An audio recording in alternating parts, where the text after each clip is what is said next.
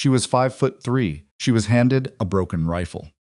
And she was told to shoot 10 targets at 1,000 yards in front of 300 of the most dangerous men on Earth. Colonel Voss thought he was ending her career before it started. He didn't know he was lighting a fuse. What happened next on that Nevada range didn't just silence every man watching it, shattered a conspiracy buried so deep inside the United States government that people died to keep it hidden. People like the man who taught her everything. This is the story of Lieutenant Maya Cross and the shot nobody was supposed to survive. If you're new here, subscribe right now and leave a comment with your city or country below. I want to see exactly how far this story travels. Hit that like button and let's begin. The Nevada desert at 530 hours smelled like cold iron and dry sage. Maya Cross had been awake since 400. Not because she couldn't sleep, she'd slept fine. 4 solid hours on a cot in a prefab barracks that rattled every time the desert wind kicked up, but because you understood something most of the men at the Tier 1 qualification course had not yet learned. The night before a performance wasn't for resting. It was for thinking. She sat outside on the concrete step, hands wrapped around a metal cup of coffee that had gone lukewarm an hour ago, and she watched the sky go from black to purple to the dull gray of an overcast dawn. She ran the range layout in her mind. 10 steel silhouettes, man-sized, spaced across a 1,000-yard corridor. Time limit, 8 minutes. Weapon: a M13 Mod 7 bolt-action sniper rifle, 0.3 Winchester Magnum. Wind from the southwest, probably 8 to 12 knots based on yesterday's conditions. She'd already done the math 3 times. She wasn't afraid of the shot. She was afraid of something she couldn't calculate yet, the thing in the room she hadn't identified. The variable she'd been taught to always look for, because it was always there. Her grandfather had called it the hand behind the game. By 600, 300 men were assembled on the observation deck, above Range 7. They weren't all there to watch. They had their own evaluations, their own rotations, their own careers on the line. But word had spread through the base the way word always spreads in tight military communities, fast and sideways, mouth to ear in corridors and mess halls and latrines. There's a woman in the Tier 1 Q course, a SEAL, a sniper, and Voss is running her block. That alone was enough to draw every available pair of eyes. Lieutenant Maya Cross stood at the firing line with 4 other candidates, all men, all significantly larger than her, all pretending they weren't watching her from their peripheral vision. She was 5'3" in her boots. Her dark hair was pulled back under her boonie hat. Her plate carrier had been adjusted so many times, the Velcro had started to fray at the edges. She weighed 127 pounds and could run a 4-mile ruck march in under 45 minutes. She had also, at the age of 19, put a 0.308 round through a man's skull at 800 meters in a country she was not officially allowed to be in. But nobody at Range 7 knew that. Most of her record was classified so deep it required a code word clearance just to know a code word clearance was required. Colonel Adrian Voss knew. That was the problem. He stood at the end of the firing line in pressed multicam, hands clasped behind his back, the kind of man who'd built his entire identity around being the hardest thing in any room. 6'2", broad, with a jaw like poured concrete and eyes that had never once reflected warmth. He'd run the advanced sniper qualification block for 6 years. In 6 years, he had never certified a female candidate. That wasn't in any official record either. It didn't have to be. The numbers told the story. Maya had reviewed them. Cross. She turned. Voss was walking toward her, and behind him a range safety officer was carrying a rifle Maya hadn't seen before. Not her weapon. She'd zeroed her Mk13 the previous afternoon and logged it in armory custody. This was a different rifle. Same platform. Same general configuration. But something about the way the RSO was holding it told her immediately that it was not her rifle. Voss stopped in front of her. He was close enough that she'd have to tilt her head back slightly to meet his eyes, which she was certain was intentional. "Equipment failure happens downrange," he said, loud enough for the entire line to hear. "SEAL operators don't make excuses. They adapt." He took the rifle from the RSO and held it out to her. Maya looked at it. Her eyes moved across the receiver, the barrel, the optic mount, a Night Force scope, sitting at a slightly wrong angle, torqued counterclockwise by maybe 3 degrees. Subtle. Anyone who wasn't looking for it would miss it. The elevation turret had been run to its extreme limit, which meant the internal adjustment range was nearly exhausted. Even if she ranged the targets correctly, the scope would have no room to compensate. She accepted the rifle without expression. "You have 8 minutes, Voss said. 10 targets. Beginning at my signal." He stepped back. The range fell quiet in the particular way it goes quiet, when everyone is holding their breath at once 300 men on an observation deck above, 4 candidates to her left, 2 range officers behind, the desert wind cutting between them all. Maya set the rifle on the bench. She did not begin. She started field stripping it. A murmur rolled through the observation deck above. Someone laughed, a short, incredulous sound that cut off quickly when nobody else joined it. Voss said nothing. He watched. Maya's hands moved with the deliberate precision of someone who disassembled a dozen different weapons systems in the dark, underwater, under fire, and without both hands fully functional. She found it inside 40 seconds, the firing pin assembly. Specifically, the firing pin spring, which had been cut, not broken. Cut, reducing tension by approximately 30%. It would still fire, probably, if the ammunition was standard pressure. Maybe. But under the chamber pressures of 0.3 Win Mag, the reduced spring's tension created a meaningful probability of primer slam fire. It was a malfunction that would either cause a failure to fire at the worst possible moment, or a potentially dangerous, uncontrolled discharge. It wasn't an accident. Firing pin springs did not cut themselves. She set the modified spring aside. She pulled the replacement spring from the small field repair kit she carried in her left breast pocket standard issue, the kind every qualified sniper maintained, and replaced it. She reassembled the rifle in the same deliberate silence. Then she removed the Night Force scope entirely. She set it on the bench beside her. The murmur on the observation deck came back, louder this time. The rifle now had its iron sights, a front post, and a rear aperture, and nothing else. One of the other candidates to her left, a man named Garrett she'd spoken to exactly twice since the course began, turned his head and said very quietly, "What are you doing?" "Iron sights," she said. "At 1,000 yards. Yeah." He looked at her for a moment. Then he turned back to his own lane and said nothing else. Voss's voice came from behind her. "Cross.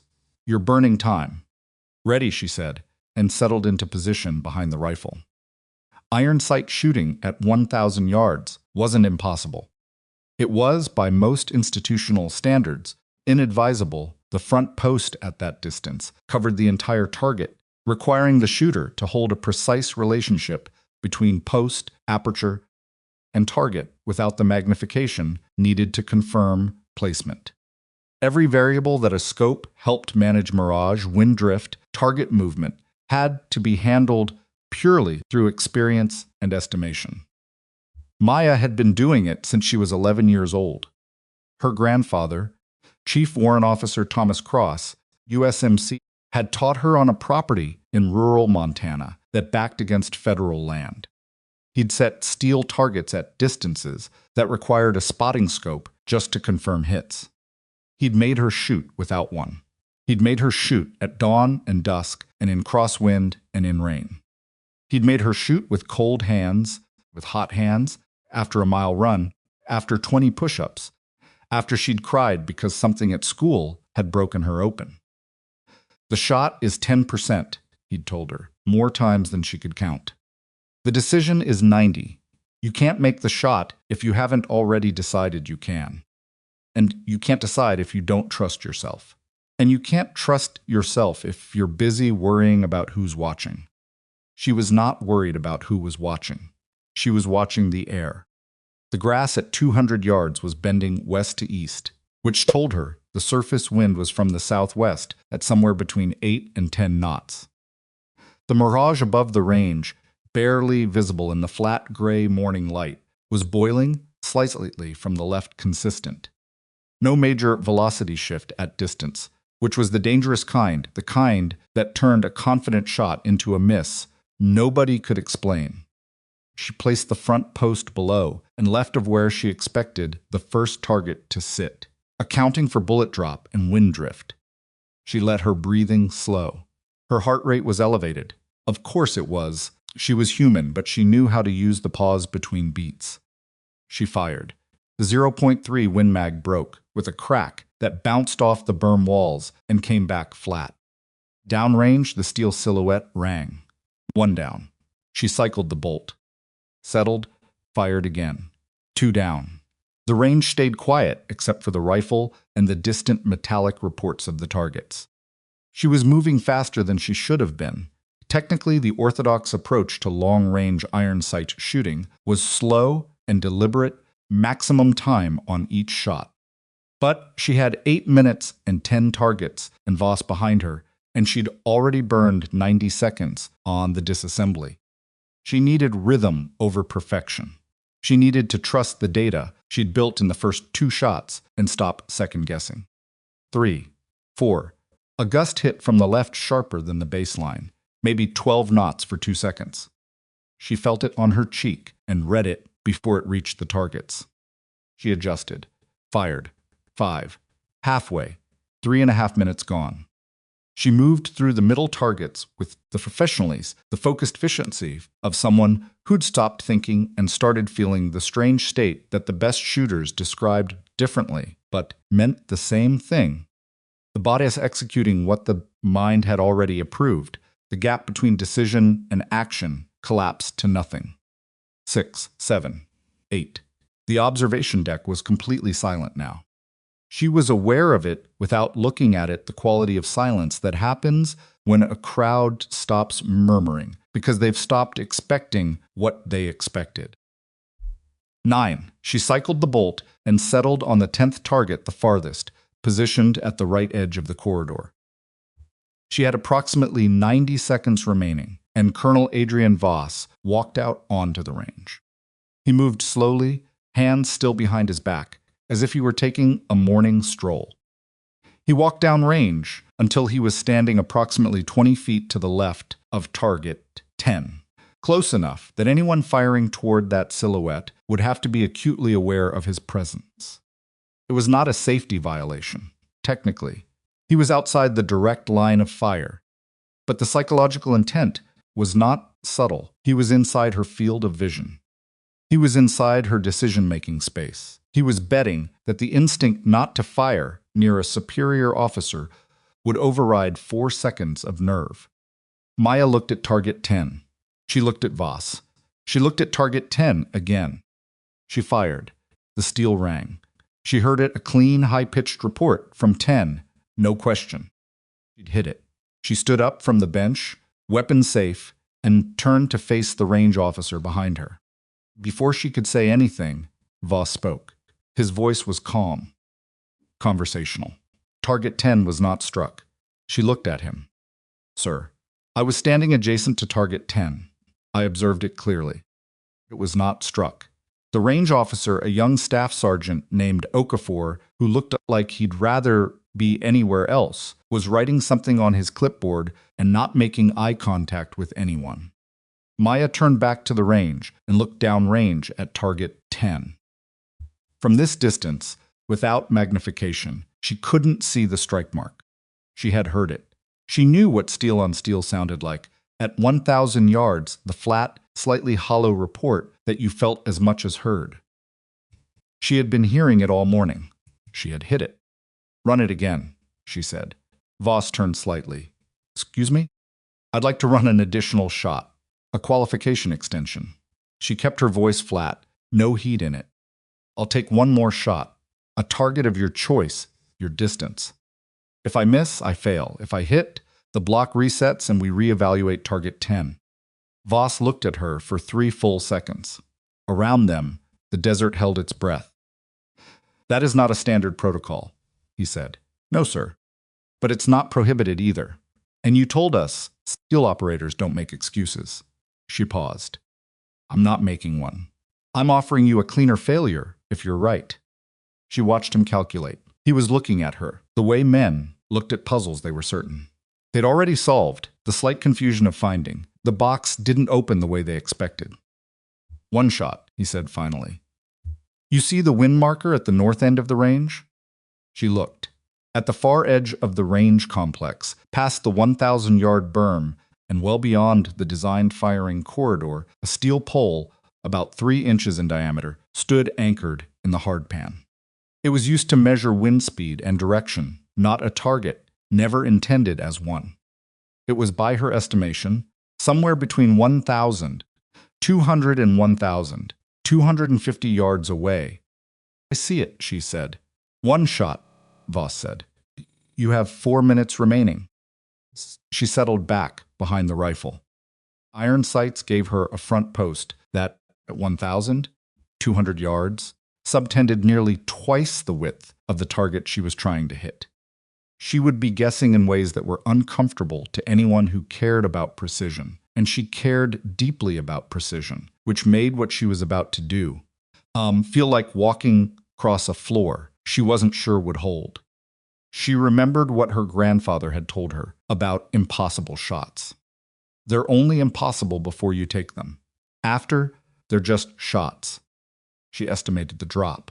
At 1,200 yards with 0.3 Win Mag and a 220 grain subsonic no, she had standard loads today. 190 grain at roughly 2,900 feet per second. Drop at 1,200 yards, approximately 340 inches with standard ballistic coefficient. She did the math without paper. She knew these numbers. She'd been building this table in her head since she was 15. Wind drift at current conditions, 8 to 10 knots, quartering from the left, roughly 24 to 28 inches of drift at 1,200 yards. She held high, very high. The post floated above where she estimated the pole to be, accounting for both drop and drift in the same hold, because there was no other way to do it with iron sights. She was working from pattern recognition now, from 10,000 rounds of cumulative data, compressed into ones of cumulative intuition, compressed into a physical intuition she couldn't fully articulate and didn't need to. She breathed out. The desert went quiet. Her finger took up the slack in the trigger until the wall of resistance told her. The brake was right there, half a pound of pressure from firing, and then she waited, one more heartbeat, feeling for the still point between pulse and pulse. The rifle fired. She stayed on the gun. Her eyes tracked downrange, searching for the pole. For a moment, and the moment was long, the kind of long that happens when you can't take it back. She couldn't see it. Then she heard it. Not a ring. Something sharper. The sound of metal deforming under impact, a hard clapping report from far downrange. And then the pole wasn't there anymore. The upper section was on the ground. The observation deck erupted. It wasn't applause. Exactly. It was the sound 300 people make when something they didn't believe was possible has just happened in front of them, and the body reacts before the mind catches up. Someone whistled. Several voices went up at once. Garrett, 2 positions to her left, said something she didn't catch under the noise. Maya stood up from the bench. She cleared the rifle and set it down, breech open, muzzle to the side, the way she always did. She did not look at the observation deck. She looked at Voss. He was standing at the edge of the firing line, facing downrange. He had not moved since the shot. His hands were still behind his back, but something in his posture had shifted, a subtle compression, the weight of a man recalculating something he'd been very confident about. He didn't say anything for what felt like a long time. Block extension approved, he said finally, his voice carrying no particular emotion. Stand down. He walked off the range. In the debrief room 20 minutes later, Maya sat in the back while the evaluating officers processed the block of scores. The other 4 candidates filtered in around her. 2 of them, a man named Torres and another named Briggs, gave her brief nods as they sat. Garrett sat beside her. "I've never seen that with iron sights," he said. "At that distance." "You have now," she said. He looked at her sideways. "Where'd you learn that?" "My grandfather." "He military?" "Marine Corps. Retired." Garrett nodded slowly. "He teach you to strip a firing mechanism on the line, too?" Myers looked straight ahead. "He taught me that the test is almost never what they tell you the test is." Garrett absorbed that. Then he said, "You think Voss set you up?" It wasn't quite a question. "I think the spring in that firing pin was cut clean," she said. "Not worn, not cracked. Cut." Garrett said nothing for a moment. "That's a serious allegation." "It is," she said. "Which is why I'm not making it." She paused. Yet. The room had filled with the routine sounds of an evaluation processing papers, radios, low voices. Voss entered from the side door and stood at the front of the room, without looking at Maya once. She watched him. She thought about the spring in her pocket, still there, the clean-cut edge visible under any decent light source. She thought about what her grandfather had also told her. The shot is 10%. The decision is 90%. He'd meant it about marksmanship. But he'd also, she suspected, meant it about everything else. The decision she was approaching now had nothing to do with a rifle. She was cleared that evening. Block certified. Score, 10 for 10, plus the wind marker. Garrett shook her hand in the corridor. "Congratulations, Lieutenant." "Thank you. What happens now?" Maya looked down the corridor. Through a narrow window at the end, she could see the range complex in the late Nevada, light the berms, the steel targets, and somewhere beyond the design distance, the stump of the wind marker pole that nobody had bothered to collect yet. "I get a sign," she said, "and I figure out who cut that spring." She walked down the corridor toward the armory. Behind her, the door to the debrief room opened and Voss emerged, phone already at his ear. She didn't hear what he said. She heard the tone of it, clipped, low, the voice of a man delivering news he wasn't happy about. Maya filed the firing pin spring in a small evidence bag she'd borrowed from the range safety kit. She wrote a date, a time, and a location reference on the label in her own handwriting. Then she went to the armory, returned her weapon, and waited. She had been waiting her entire life for the right moment to push back. She understood, with the clarity that came after a very difficult decision made correctly, that she had just taken the first step in a direction she couldn't yet see the end of. That was the thing about a shot at 1,200 yards with iron sights. You didn't always see where it landed right away, but you trusted the math. You trusted the feel of it in your hands, and you listened for the sound. 3 weeks later, a classified personnel reassignment appeared in the system under Maya's service number. She was being transferred from the Q-Course evaluation pool to a covert reconnaissance element designated Task Unit 7, an assignment that required Tier 1 certification, which she now held, and a code word clearance above top secret, which she'd held since she was 22 years old. Her reporting officer for the new unit was listed as Master Chief Nolan Reed. She'd never met him, but she'd heard his name 3 times in the past year, in 3 separate conversations, always spoken in the way people speak the names of men who matter, with a slight pause afterward, the kind that means let that settle. She packed her kit in 40 minutes, signed out of the Nevada facility, and drove west on I-80 with the morning sun behind her. In the pocket of her jacket, the evidence bag with the cut firing pin spring pressed against her ribs. She hadn't filed a formal complaint. She hadn't made accusations. She'd passed the test, hit the impossible shot, and collected the evidence. Now she was going to learn why it mattered. The answer she suspected was going to be worse than the question. It usually was. She turned the radio off and drove in silence, watching the desert flatten ahead of her, counting the miles. The Nevada state line disappeared in her rearview mirror, somewhere around mile marker 43. And Maya didn't look back at it. She'd learned early from her grandfathers, man first, then from 2 combat deployments that had no official names, that looking back was a trap. Not the metaphorical kind people meant when they said it in graduation speeches. The literal kind. The kind where you were scanning your 6 o'clock when the threat was already at your 11, and by the time you figured that out, the decision had already been made for you. She preferred making her own decisions. The drive to the Naval Special Warfare Facility where Task Unit 7 was staging took 6 hours on roads that were mostly straight and mostly empty. She stopped once for fuel and a cup of coffee that tasted like it had been brewed in a machine that hadn't been cleaned since the previous administration. She drank it anyway, standing at a gas station pump in the Mojave heat, watching a dust devil spit itself apart in a field across the highway. She was thinking about Reed, Master Chief Nolan Reed.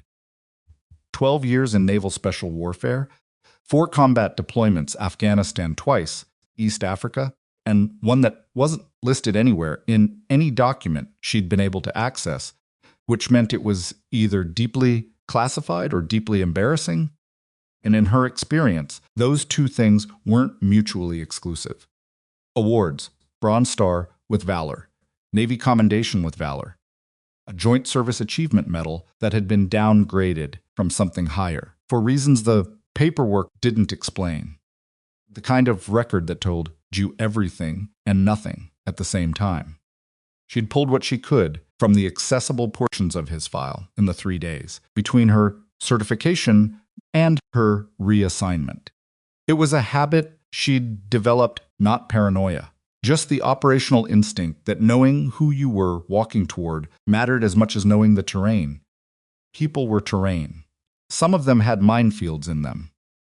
What she'd found in Reed's accessible record was a pattern, a man who consistently operated in the gray spaces, the places where the mission objective and the rules of engagement were in productive tension, where the outcome required someone who could make a judgment call at 200 with incomplete information and live with it afterward. Those people were rare. They were also, in her experience, more interesting than the ones who followed the manual. She got back in the car and drove.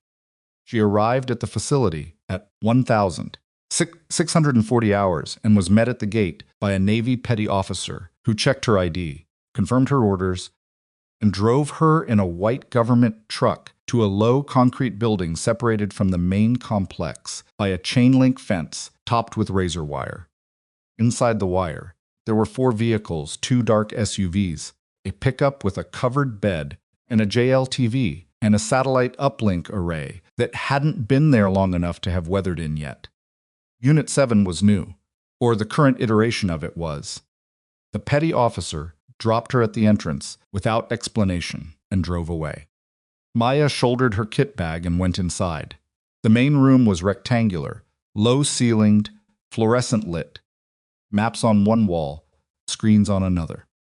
A long table in the center covered with laptops, printed imagery, and the remains of someone's lunch, a protein bar wrapper, and a paper coffee cup that had left a ring on what appeared to be a sensitive, compartmented document. 3 people were in the room. 2 of them were looking at a screen. One of them was looking at her. The one looking at her was tall, not freakishly so, but the kind of tall that filled a doorframe comfortably. Late 40s, maybe early 50s, with a face that looked like it had been in weather for most of those years. Cropped gray hair, a jaw that needed a shave. He was wearing civilian clothes jeans, a faded thermal, boots, but he stood the way career operators stood, weight slightly forward, never fully at rest. He crossed the room in about 4 steps and extended his hand. "Reed," he said. "Cross," she said, and shook it. His grip was firm, without being a performance. He looked at her for exactly the amount of time it took to form a first impression. Then moved on from it. She'd seen it before in senior operators, the ability to assess and file without making it a thing. "You're the one who shot Voss's wind marker," he said. I shot the wind marker, she said. Voss just happened to own the range.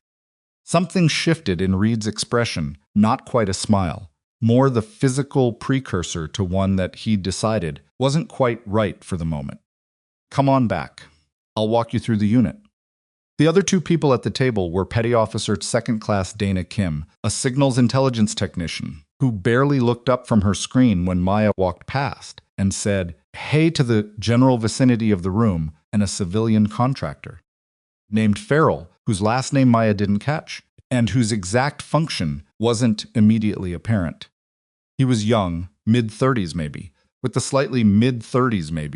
slightly unfocused energy of someone who spent most of his time staring at satellite imagery and had started to see the world as a series of overhead perspectives.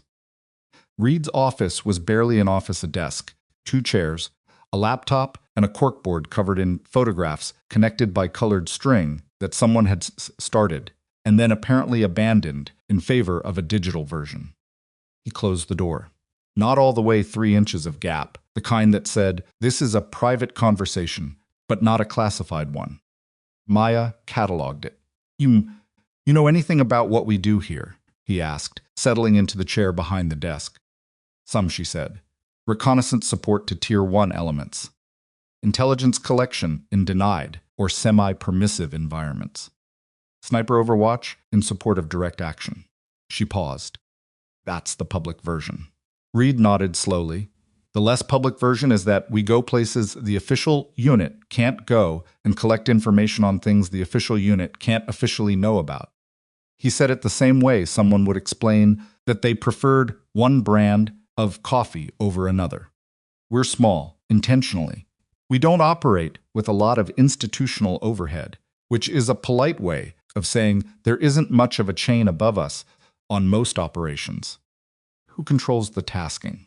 Depends on the operation. Sometimes JSOC. Sometimes a task force element I can't name in this room. Sometimes an intelligence directive that comes in without a routing header." He watched her. "That bother you?" Maya thought about it for a real second, rather than giving the expected answer. "Depends on whether the tasking is legitimate," she said. "It is," he said, "as far as I can verify, which is as far as I can promise." "That's honest," she said. "I try." He leaned forward and folded his hands on the desk.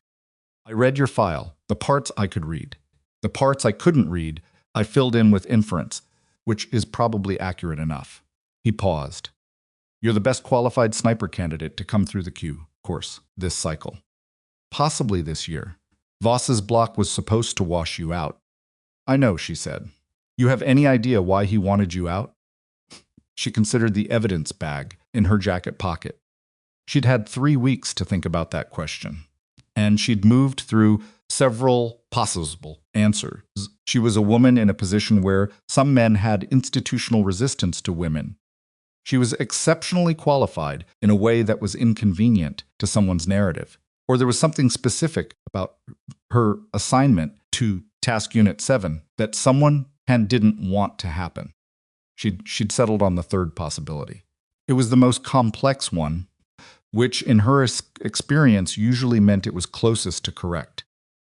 "Not yet," she said, "but I have a piece of evidence that might help answer it." She pulled the evidence bag from her pocket and set it on the desk. Reed looked at it. Without touching it, she watched him see what it was, the cut end of the spring visible through the plastic, and watched the muscles around his eyes make a very small adjustment. "Where was this?" he asked. "Firing pin assembly. The rifle Voss issued me for the evaluation." Reed picked up the bag and held it up to the fluorescent light. "That's not where," he said. "No," she said. "It's not." He set it back down. He was quiet for a moment in the particular way that experienced people were quiet when they were reorganizing something they'd already thought was organized. "You didn't file a complaint," he said. "No, why?" "Because a complaint would have made noise and gotten the evidence buried," she said.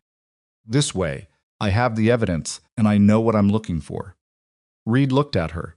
This time the something that shifted in his expression was closer to the real thing, a genuine response, the kind you didn't perform. "Okay," he said. He slid the evidence bag into the top drawer of his desk and closed it. We're deploying in 11 days. Read-in materials are on the server, access, credentials will be on your desk in the morning. Gear draw is tomorrow at 800. Kim will walk you through the comms package. He stood up. You eat? Not since this morning. There's food in the back. It's not good, but it's a lot of it. He moved toward the door and held it open. Welcome to Unit 7, Lieutenant. Maya picked up her kit bag and walked past him into the corridor. What's the deployment location? She asked. Northern Jordan, he said. Border area. Reconnaissance support. We're watching a weapons cache exchange. In and out, 10 days max. She nodded. Standard enough on paper. What's the intelligence sourcing? She asked. Reed paused slightly. That's a good question to be asking, he said. It's a single source, HUMNT report, confirmed by overhead imagery that's 2 weeks old. He said it carefully, the way people said things they wanted on the record. I've raised the sourcing concern up the chain. And we're deploying in 11 days, he said. Maya looked at him. He looked back at her with the expression of a man who understood exactly what he'd just said and had made his peace with it in whatever private way men, like him, made peace with things they couldn't change. She thought about her grandfather. About the difference between the shot and the decision. I'll be ready, she said. He nodded once and left her in the corridor. She stood there for a moment, alone, the hum of the fluorescent lights above her and the low sound of Kim's keyboard from the main room down the hall. Through the narrow window at the end of the corridor, the late afternoon light had gone amber and flat over the desert outside the wire. 11 days. A single source intelligence report. 2-week-old imagery. A weapons cache exchange in a border area that was, depending on which day you looked at the map, controlled by one of about 4 different armed factions with overlapping and occasionally contradictory objectives. She thought about the firing pin spring in Reed's desk drawer. She thought about Voss's voice on the phone, outside the debrief room, the tone of it, the clipped low quality of a man reporting to someone. She thought about the wind marker pole and the clean cut it had made through the air when the bullet found it and the sound it had made when it came apart. One variable she hadn't identified yet. The hand behind the game. She went to find the food. The 11 days passed the way pre-deployment time almost has faster than made sense and slower than you wanted. There was the read-in process, which took 3 days alone because the intelligence packages were deep and laterally connected in ways that required building a mental map rather than just absorbing facts. There was the gear draw and the weapon Zero. Maya was issued a different rifle, MK-21 PSR in 0.338 Lapua, and she zeroed it over 2 days of range work that left her shoulders bruised and her data card filled with the specific ballistic personality of that particular barrel. There was the team integration. Reed ran them hard, but without theater, no speeches, no manufactured intensity, just an increasingly demanding series of scenario exercises that sorted out who communicated clearly under pressure and who compressed into silence at the wrong moments. Kim was quieter in the field than in the building, which Maya cataloged as a good sign. Farrell was sharper than his unfocused affect in the office had suggested in a scenario exercise. He'd picked out a pattern in mock enemy movement that the rest of them had missed, and he'd done it without announcing it, just quietly flagged it on the map. Reed himself moved through the exercises with the efficiency of someone who had done this so many times that most of it had been automated, a physical fluency that came only from years of repetition, the kind of skill that looked effortless and wasn't. Maya studied him the way she studied everything she needed to understand. He led without performing leadership. He pushed without punishing. When someone made a mistake in an exercise, he'd note it once, explain the fix, move on, no lingering, no compounding pressure. It was, she thought, the opposite of Voss's method. Authority exercised through competence rather than through control. She trusted him the way. She trusted good equipment, not blindly, but based on observed performance. On the 9th day, she found him in the main room at 130, alone, standing at the wall of maps with a mug of something hot and his arms crossed. "Problem?" she said. He glanced over. He hadn't heard her come in, which told her he was deeper in thought than usual. "Intel update came in," he said. "Source is reporting a change in the exchange location. Move 12 kilometers south." Maya walked to the map and looked. 12 kilometers south put the new location in a valley system with 3 possible something-grass routes and significantly better concealment for a larger force. "That's a better defensive position," she said. "It is," he said. "For us or for them?" "Depends on who knew we were coming," he said. She looked at him. He was still looking at the map. "We're still going?" she said. "Orders." "Confirm," he said. "Day after tomorrow." She looked at the valley on the map. She looked at the 3 ingress routes. She did the kind of math that wasn't numbers, the geometry of fields of fire, the logic of a position chosen by someone who understood how a reaction force would approach. "Read," she said. "I know," he said. "I know." He took a drink from the mug. "Get some sleep, Cross. Tomorrow we prep final kit." She stood at the map for another moment. Then she went to her bunk. She did not sleep well, but she slept. In the morning, she checked the MK-21, ran her data card one more time, and packed her kit with the focused precision of someone who understood that what into the bag might determine what came out of the mission. She did not know, standing in that low concrete building with the desert light coming through the window, and Reed's voice running the morning brief in the next room, that she was 48 hours away from the worst thing she would ever survive. She only knew that the variable she hadn't yet identified was still out there, still waiting, and the hand behind the game had not yet shown itself.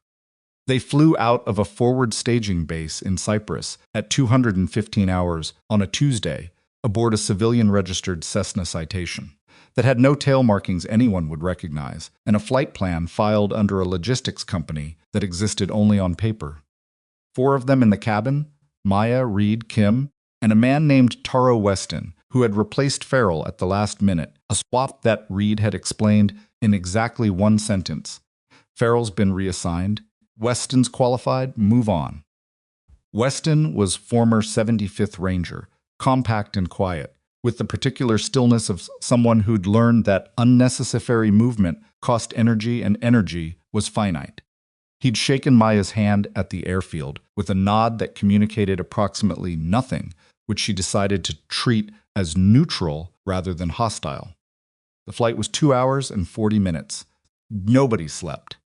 Kim ran signals checks on her equipment bag. Reed reviewed imagery on a ruggedized tablet. Weston sat with his eyes open and did nothing visible, which Maya suspected was not actually nothing. She cleaned her MK-21 suppressor baffles for the second time in 12 hours, not because they needed it, but because the process was calming in the specific way that repetitive mechanical tasks were calming it. Required enough attention to crowd out the noise without requiring. Enough attention to crowd out the thinking underneath. She was still thinking about the valley. 12 kilometers south. 3 ingress routes.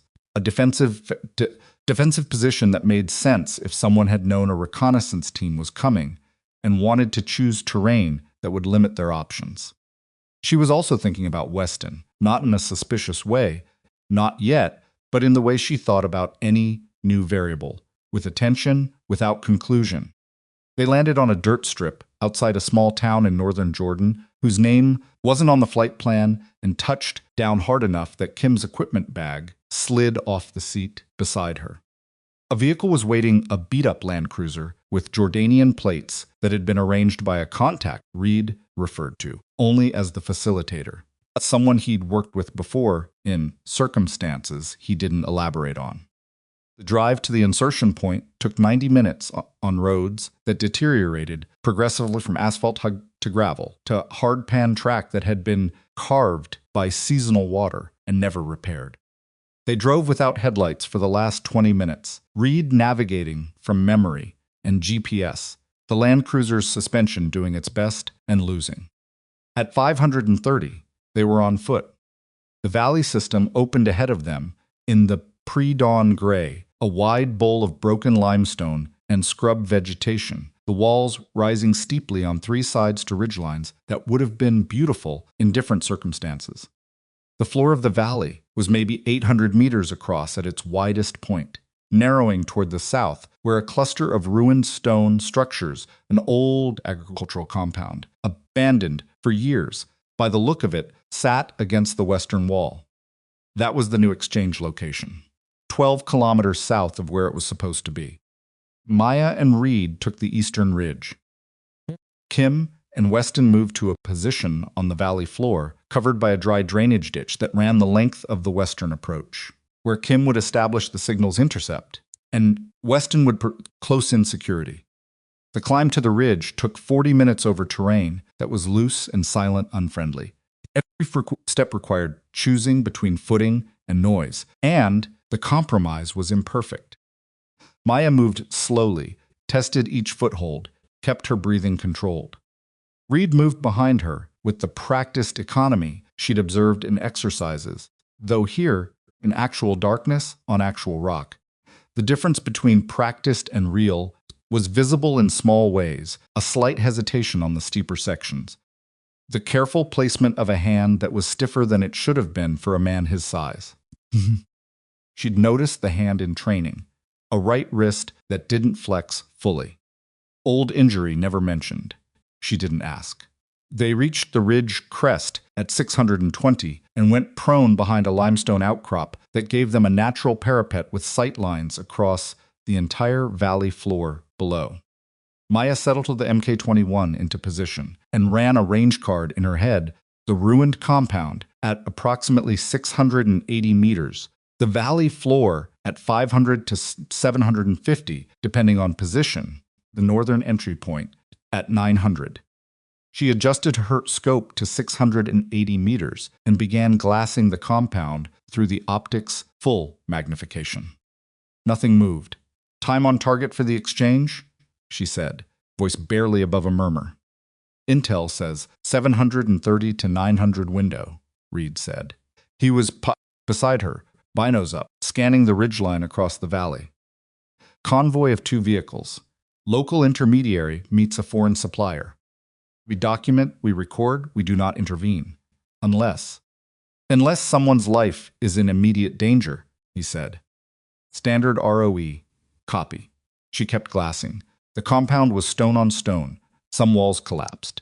Some still standing at 2 meters. A courtyard in the center, partially roofed with corrugated metal that had oxidized to the color of old blood. 3 possible entry points, the main gate facing east, a collapsed section of the north wall, and a gap in the south wall wide enough for a man, but not a vehicle. Good defensive ground. She noticed that before the convoy arrived. She noticed it the way she noticed things she'd been trained to notice without urgency, with deliberate registration, the way you filed data you weren't sure you needed yet but wanted available. At 712, Kim's voice came over the earpiece. Signals, I've got radio traffic. Encrypted, short burst. They're using a frequency we didn't have in the pre-mission packet. Reed keyed his radio. Can you break it? Working on it. Stand by. Maya kept her eye on the northern entry to the valley. 718, 2 vehicles appeared, a white pickup and a dark-colored panel van, moving without particular urgency, kicking up a thin plume of dust on the track. Vehicles in sight, she said. 2, moving south toward the compound. I see them, Reed said. The vehicles pulled into the compound through the main gate at 724. 4 men from the pickup, 3 from the van. The men from the van moved differently controlled, spacing, scanning, and Maya clocked them immediately as trained. Not militia trained. Trained. 7 personnel visible, she said. 4 probable local, 3 foreign. The 3 from the van are professionals. Reed said nothing for a moment. She could hear him thinking. Kim, he said into the radio. Status on that traffic? A pause. Then Kim's voice came back, and there was something different in it, a compressed quality, like she was choosing her words carefully. The traffic isn't from the convoy, she said. It's from the ridgeline. North Ridge. Someone's already up there. Maya's eyes went immediately to the North Ridge, the ridgeline directly above and behind their approach route. She scanned it with her scope, moving methodically from west to east. She found them in 11 seconds. 4 men, prone. 2 with rifles, 1 with a heavy weapon. She couldn't fully identify at this angle a tripod-mounted system that was either a machine gun or something larger, and 1 with binoculars, watching the valley floor below. They were not watching the exchange. They were watching the ridge where Maya and Reed were positioned. Reed, she said, keeping her voice flat. North Ridge. 4 o'clock from our position. 4 personnel. Heavy weapon. Reed swung his binos. A second, 2 seconds. I see them, he said quietly. They're not here for the exchange, she said. No, he said. They're not, the radio crackled. Weston's voice this time, the first time she'd heard it since they'd touched down. Movement in the ditch. I've got 3 personnel approaching from the south. They came from nowhere. They were already in position when we got here. A pause, the particular kind that meant he was still processing what he was seeing. We walked into this. Reed lowered his binos. Maya watched him do it without moving her eye from the scope. He set the binos on the rock in front of him, very carefully, the way people set things down when they are managing a physical response. Kim, he said, can you reach the facilitator? Negative. I've been trying since the traffic hit. He's not responding. Reed picked the binos back up and looked at the North Ridge again. The 4 men up there hadn't moved. They were waiting patiently, professionally, with the stillness of people who'd been in their position long enough to get comfortable. The intelligence was false, Maya said. It wasn't a question. Or compromised, Reed said. Both can be true. Yeah, he said. They can. Below them in the compound, the exchange was proceeding. Documents changing hands. Crates being moved from the van to the pickup. Maya watched it through the scope, with half her attention. The other half was on the North Ridge, running calculations she didn't want to be running. 4 on the ridge, 3 in the ditch behind Weston and Kim, 7 in the compound. That was 14 personnel in positions that surrounded the valley and its approaches. The land cruiser was 90 minutes away on foot, and the track it had used was visible from at least 2 of the elevated positions. The exfiltration route was covered. That meant the people who'd set this up knew approximately where the team had inserted from, which meant they knew the vehicle, which meant the facilitator, the to speakful, had either been compromised or had never been on their side. Maya ran the numbers with the cold detachment she'd trained herself to use, in moments when the cold detachment was the only thing keeping the rest of her functional. Reed, she said, I'm thinking. Think faster, she said. They haven't moved because they're waiting for the exchange to complete. Once the handoff is done, they'll want the valley clean. They'll come for us last because we're elevated and armed. That gives us maybe 20 minutes from when the convoy starts moving. Reed said nothing. He was scanning the south end of the valley with his binos. There's a secondary drainage running off the east ridge, he said. About 400 meters south of our position. If we move now, quietly, we can get below the ridgeline before they reposition. Weston and Kim can't get there from the ditch without crossing open ground, she said. I know, the radio clicked. Kim's voice, lower now, almost a whisper. The 3 in the ditch are repositioning. They're moving north, toward us. Pull back to the secondary drainage marker, Eastern Ridge, Reed said into the radio. 400 meters south of our current position. Move now. Stay in the ditch as long as it runs. Copy, Kim said. Then Weston's a burst of static. Then nothing. Reed keyed the radio twice. No response. Maya pulled her eye from the scope and looked at Reed directly for the first time in 90 minutes. His face was the controlled surface of a man managing something large and unwilling in his chest, pressing it down, keeping the surface smooth, because the surface had to stay smooth. "We need to move," she said. "Give Weston 30 seconds," he said. She looked at her watch. The seconds were loud in the way. Seconds got loud when they were the wrong currency.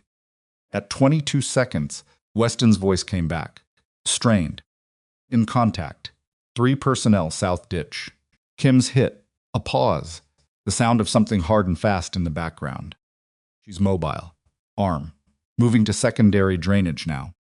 Maya was already breaking down her position, scope caps on, rifle slung, pack adjusted. Nothing left on the rock that hadn't been on it before they arrived. Reed was doing the same beside her, moving with the calm efficiency of someone who'd made the transition from observation to extraction before and knew the internal architecture of it. "How bad?" Reed said into the radio. "She'll move," Weston said. Go they went. The eastern ridgeline in daylight was different. From the eastern ridgeline in pre-dawn darkness, more exposed, more complex. The loose limestone offering no consistent footing and every step producing a sound that carried in the still morning air. Went first, picking up the route, moving at the fastest pace the terrain allowed without making noise that would carry to the north ridge. She heard the first shot from below at 801, a single crack, flat and sharp, a rifle shot from the valley floor. Then 2 more in quick succession. The exchange was over. The valley was no longer a waiting room. "They know we're moving," Reed said from behind her. "They knew before we moved," she said. "They just weren't ready to move yet." She pushed the pace. The drainage Reed had identified appeared ahead, a cut in the ridge face that ran steeply down the eastern slope, offering concealment from the north ridge and a route toward lower ground where the terrain became more complex and the advantages of their pursuers' elevated position would degrade.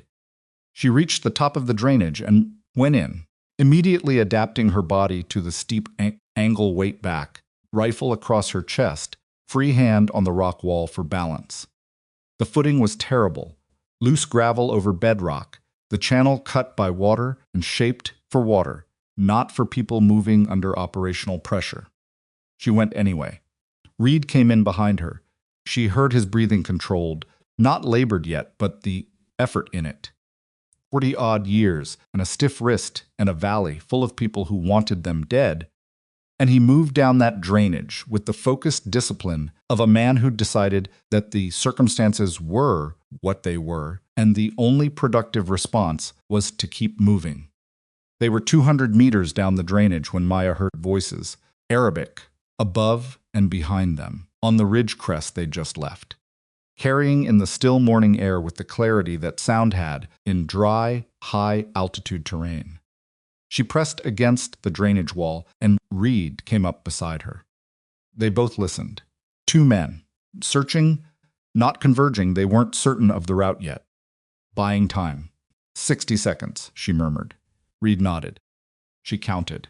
At 53 seconds, she moved again, pushing south through the drainage, listening for the sound of Kim and Weston below.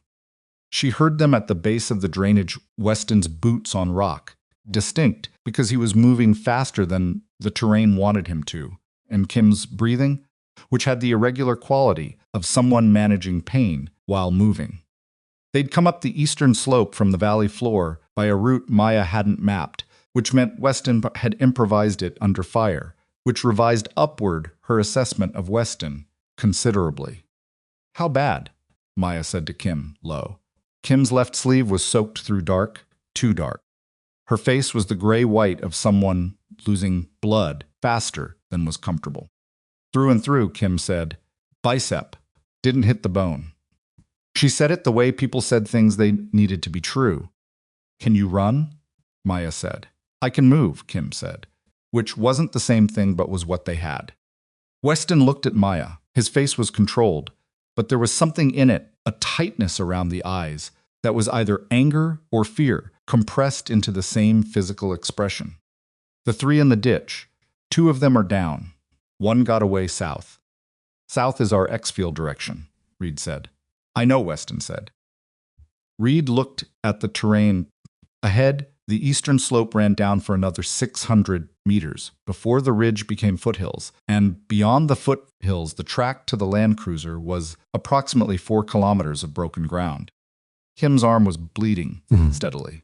The one who'd gotten away south would either pursue or alert, and either option compressed the timeline. Weston, you're on Kim, Reed said. Cross, you're on point. I'll take rear security. We move fast, and we move quiet until we can't, and then we move fast, and we don't care about quiet. Questions? Nobody had questions. They moved for 40 minutes without contact. The terrain was brutal, the kind that punished urgency and demanded patience that none of them had time for. And the compromise produced a pace that was sustainable for 3 of them and was costing Kim in ways that showed in the increasing weight she was putting on Weston's shoulder. Maya ran point with the Mk-21 slung and her sidearm, a SIG P226, drawn and in her right hand because the rifle was too long for the terrain they were moving through, and a pistol was faster in the confined spaces between boulders and scrub. She cleared each piece of dead ground before committing to it, a rhythm that was second nature. Move, pause, clear, move. She was thinking about the intelligence. Single-source HUMINT, 2-week-old imagery, a facilitator who'd gone dark, an exchange location that had moved 12 kilometers to better defensive ground, and 4 men on the North Ridge who'd arrived before the team and known exactly where to look. The operation had been compromised at the source. That wasn't a field failure, that was a planning failure. And planning failures had authors.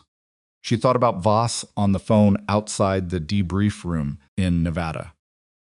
The tone of a man reporting to someone. She thought about Weston, reassigned at the last minute in place of Farrell. She didn't like thinking it, but she thought it anyway. It was the kind of thought that kept you alive, the reflexive suspicion that anything that arrived unexpectedly and adjacently to a compromised operation deserved scrutiny. She filed it without conclusion and kept moving. At kilometer 3, Reed's voice came from behind her, low and tight, in a way that stopped her instantly. Contact. East. 2 personnel. 200 meters. Moving to intercept. Turned. Couldn't see them from her position. Can we avoid? Not without going north. North takes us back toward the ridge team. She looked at the terrain ahead. A cluster of boulders 15 meters to her left good cover, sight lines west and south, problematic to the east, but workable. Boulders, she said. Get Kim down. They moved. Weston had Kim behind the largest boulder in 6 seconds, a smoothness that came from training rather than thought. Reed came in from the south, moving low, and settled beside Maya at the eastern edge of the cluster. She brought the Mk-21 up. The 2 personnel Reed had spotted were visible now, moving in a loose spread, 150 meters, and closing, weapons up. They knew the general direction. They didn't know the exact position yet. Beside her, Reed had his carbine up a suppressed HK-416 that had been under his pack this whole movement and was now out, which told Maya the situation had crossed a threshold he'd been holding back from. I've got left, she said. Right, he said. She settled her crosshairs on the left figure, 120 meters now, closing fast, moving with the confident purpose of someone who'd been given a vector and was following it. She exhaled. She did not fire.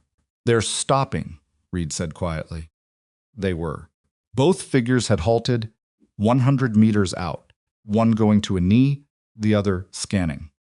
They'd lost the track somehow, a shift in terrain, a change in the trail that didn't match the expected route. Maya held position. Beside her, Reed held position. Behind them, Kim's breathing was the loudest thing in the landscape, and she was clearly aware of it because Maya could hear her working to control it, the deliberate slowdown of someone pressing pain into a smaller space. 2 figures conferred. Brief, quiet, she couldn't hear words, only the rhythm of communication. Then the standing one gestured north, and they moved north, away from the boulder cluster, back toward the ridge. Maya waited 30 seconds after they disappeared before she exhaled. We keep moving, Reed said. Yeah, she said. She stood up, oriented south, and moved.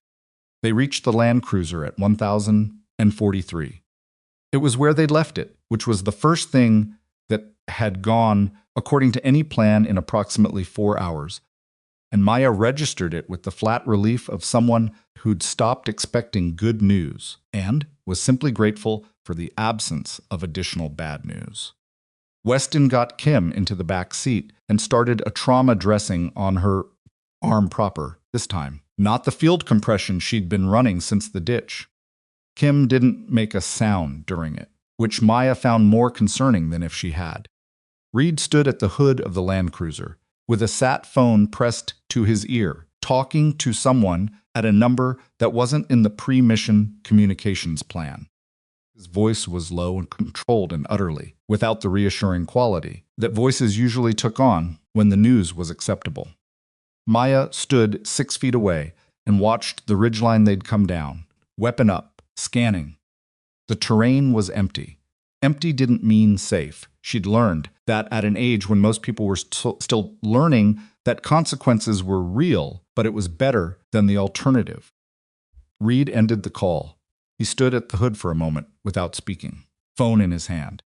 Medevac in 90 minutes, he said. Exfil for the full team at the same point, 2 hours. And the mission?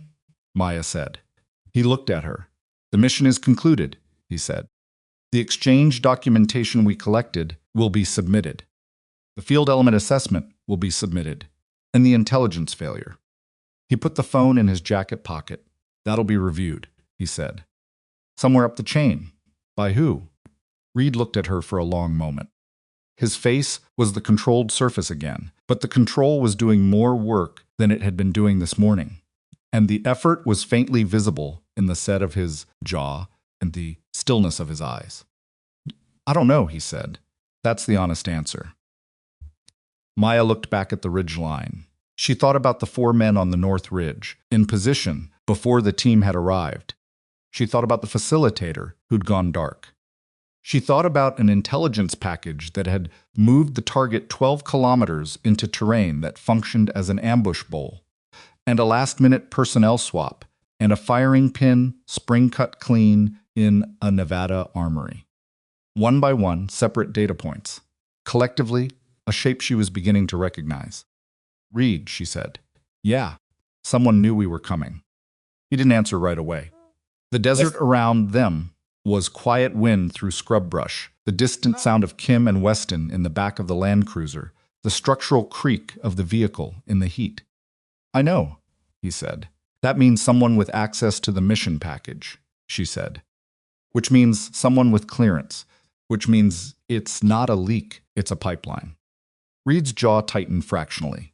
Don't, he said. Not here. I'm not making accusations, she said. I'm making observations.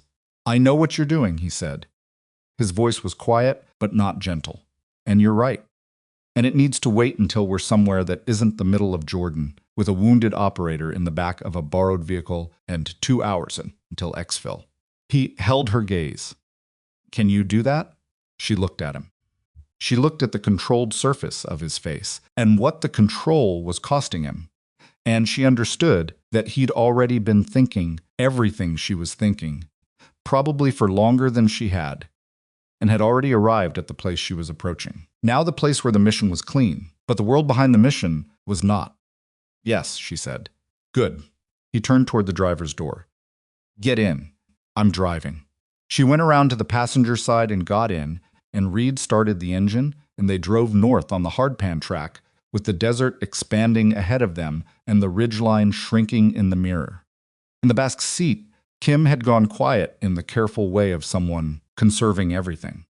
Weston had his hand on her wrist, not checking her pulse, just present, the specific comfort of contact from someone who understood what she was managing. Watched the track ahead and said nothing. She was building something in her head, not a theory yet, more a structure to hold a theory when it became one. Framework of connected points. Nevada, the firing pin, Voss on the phone, a compromised facilitator, a mission package that had been too clean until it wasn't, and somewhere at the center of it. A shape she couldn't yet see clearly, but could feel the edges of.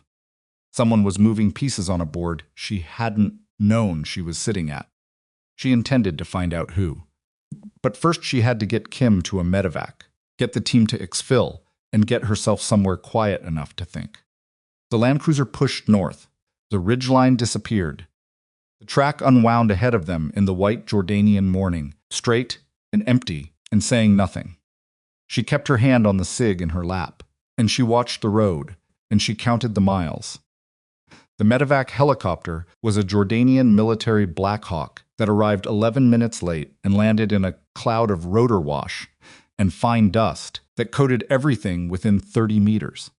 Maya stood at the perimeter with her Mk-21 up and her back to the landing zone while Reed and Weston loaded Kim aboard.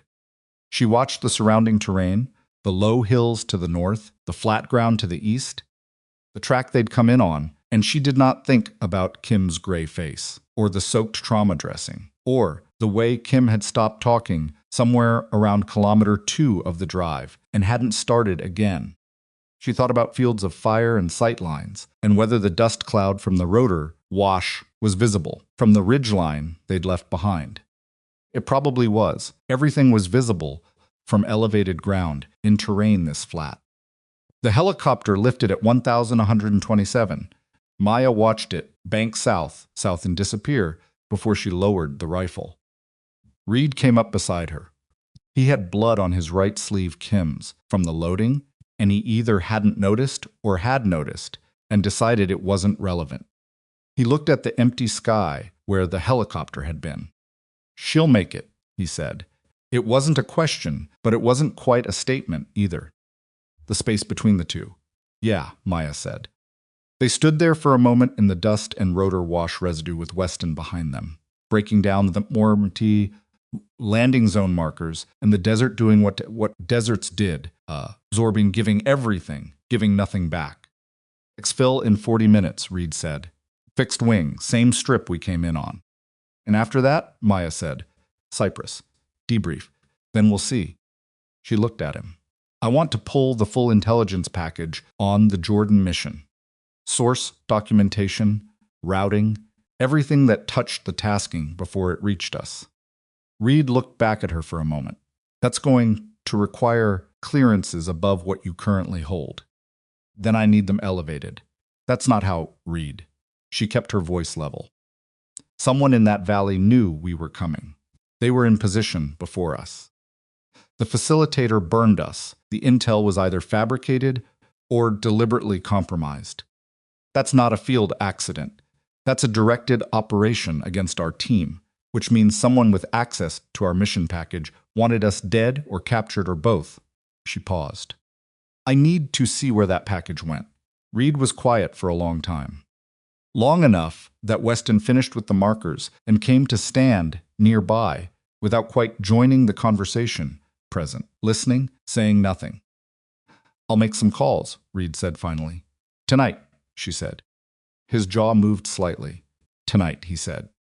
The flight back to Cyprus was longer than the flight in, routed around airspace that the pilot explained with a vague reference to current regional conditions and did not explain further.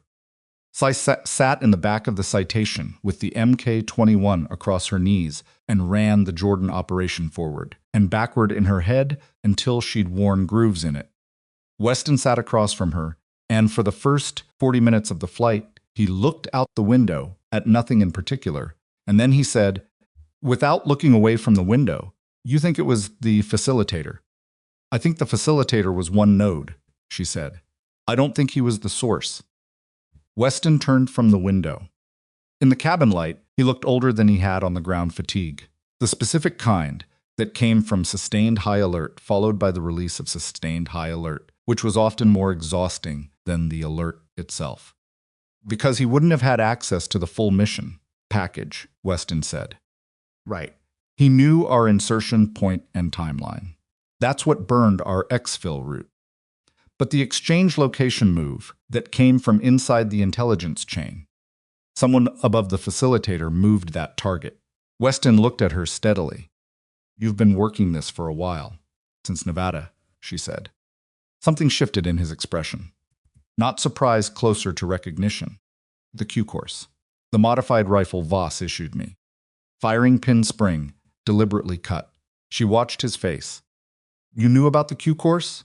I knew you came out of it with an unusual certification record, he said carefully. The rest I'm hearing now. She watched him for another few seconds the way he'd answered, the specific words he'd chosen, the things he hadn't said. Then she made a decision about him, the same kind of provisional decision she'd made about Reed on day one: insufficient information for trust, insufficient cause for suspicion, file and monitor.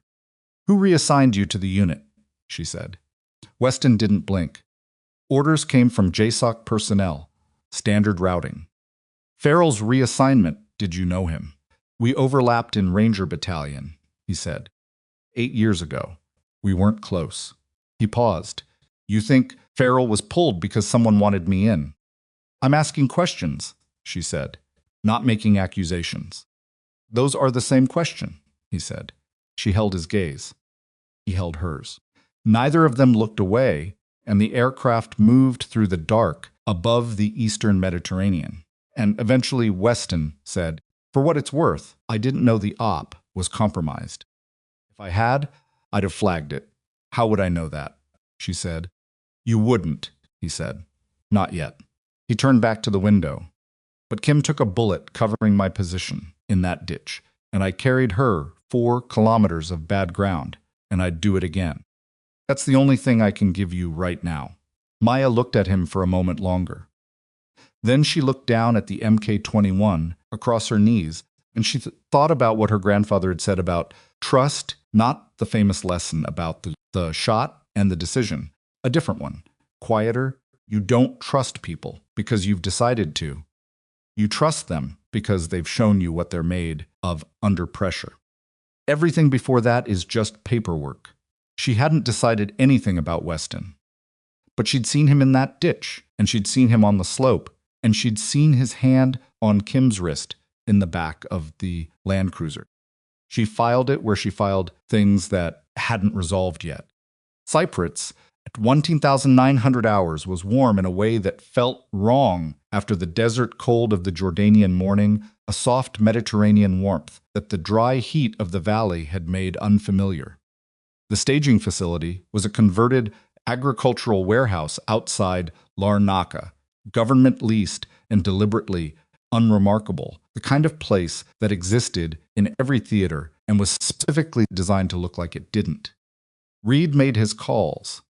Maya knew, because she could hear fragments of them through the thin partition wall of the room she'd been assigned, not words, just tone, and the tone was the tone of a man pushing against institutional resistance that was politely not moving. She knew that tone. She'd heard it in her grandfather's voice when he'd tried for years to get a formal review of a decision that had cost 3 Marines their lives and been attributed to enemy action when the evidence suggested otherwise. He'd pushed for 6 years. The institution had outlasted him. She cleaned the MK-21 for the 3rd time and waited. At 2,000, 140, Reed knocked on her door and came in without waiting for an answer, which she'd already decided was his way. He sat in the chair by the window and put a tablet on the table between them. Intelligence sourcing, he said. What I could get. Pulled the tablet toward her and read. The Jordan Mission Intelligence Package had originated from a source designated Harold D., a HUMINT asset, reporting through a regional intelligence office. The report had been validated by a senior analyst whose name appeared in the document only as an office code. It had been approved for operational use by Joint Task Force Element and routed to Task Unit 7 through a personnel chain that included 4 names, 3 of which were standard clearinghouse routing, and one of which was a name Maya recognized. She looked at it for a long time without speaking. Voss, she said. His office code, Reed said. He had a joint liaison position attached to the task force element. He was in the routing chain for every intelligence package that touched Unit 7 for the last 4 months. Maya set the tablet down. She thought about the firing pin spring. She thought about Voss on the phone outside the debrief room, the clipped, low tone, the news he wasn't happy about. She thought about what news he'd been delivering, and to whom, and what the news had been. She passed. He knew I was coming to the unit, she said. Before you did, Reed said. The reassignment order was cut 3 days before your certification. Someone anticipated you'd pass, and the modified rifle was supposed to prevent that, she said. When it didn't. He needed another way to neutralize you, Reed said. Or to neutralize the unit. Or both, she said. If the unit found what the Jordan Exchange was actually about, the whole operation gets exposed. So you compromise the intelligence, send the team into an ambush, clean it up, and blame operational failure. Reed leaned forward and put his forearms on the table. His face had the look of a man who'd been carrying something heavy for a long time and had finally set it down, not because he was done with it, but because his arms needed a moment. I've been watching the exchange data we recovered, he said.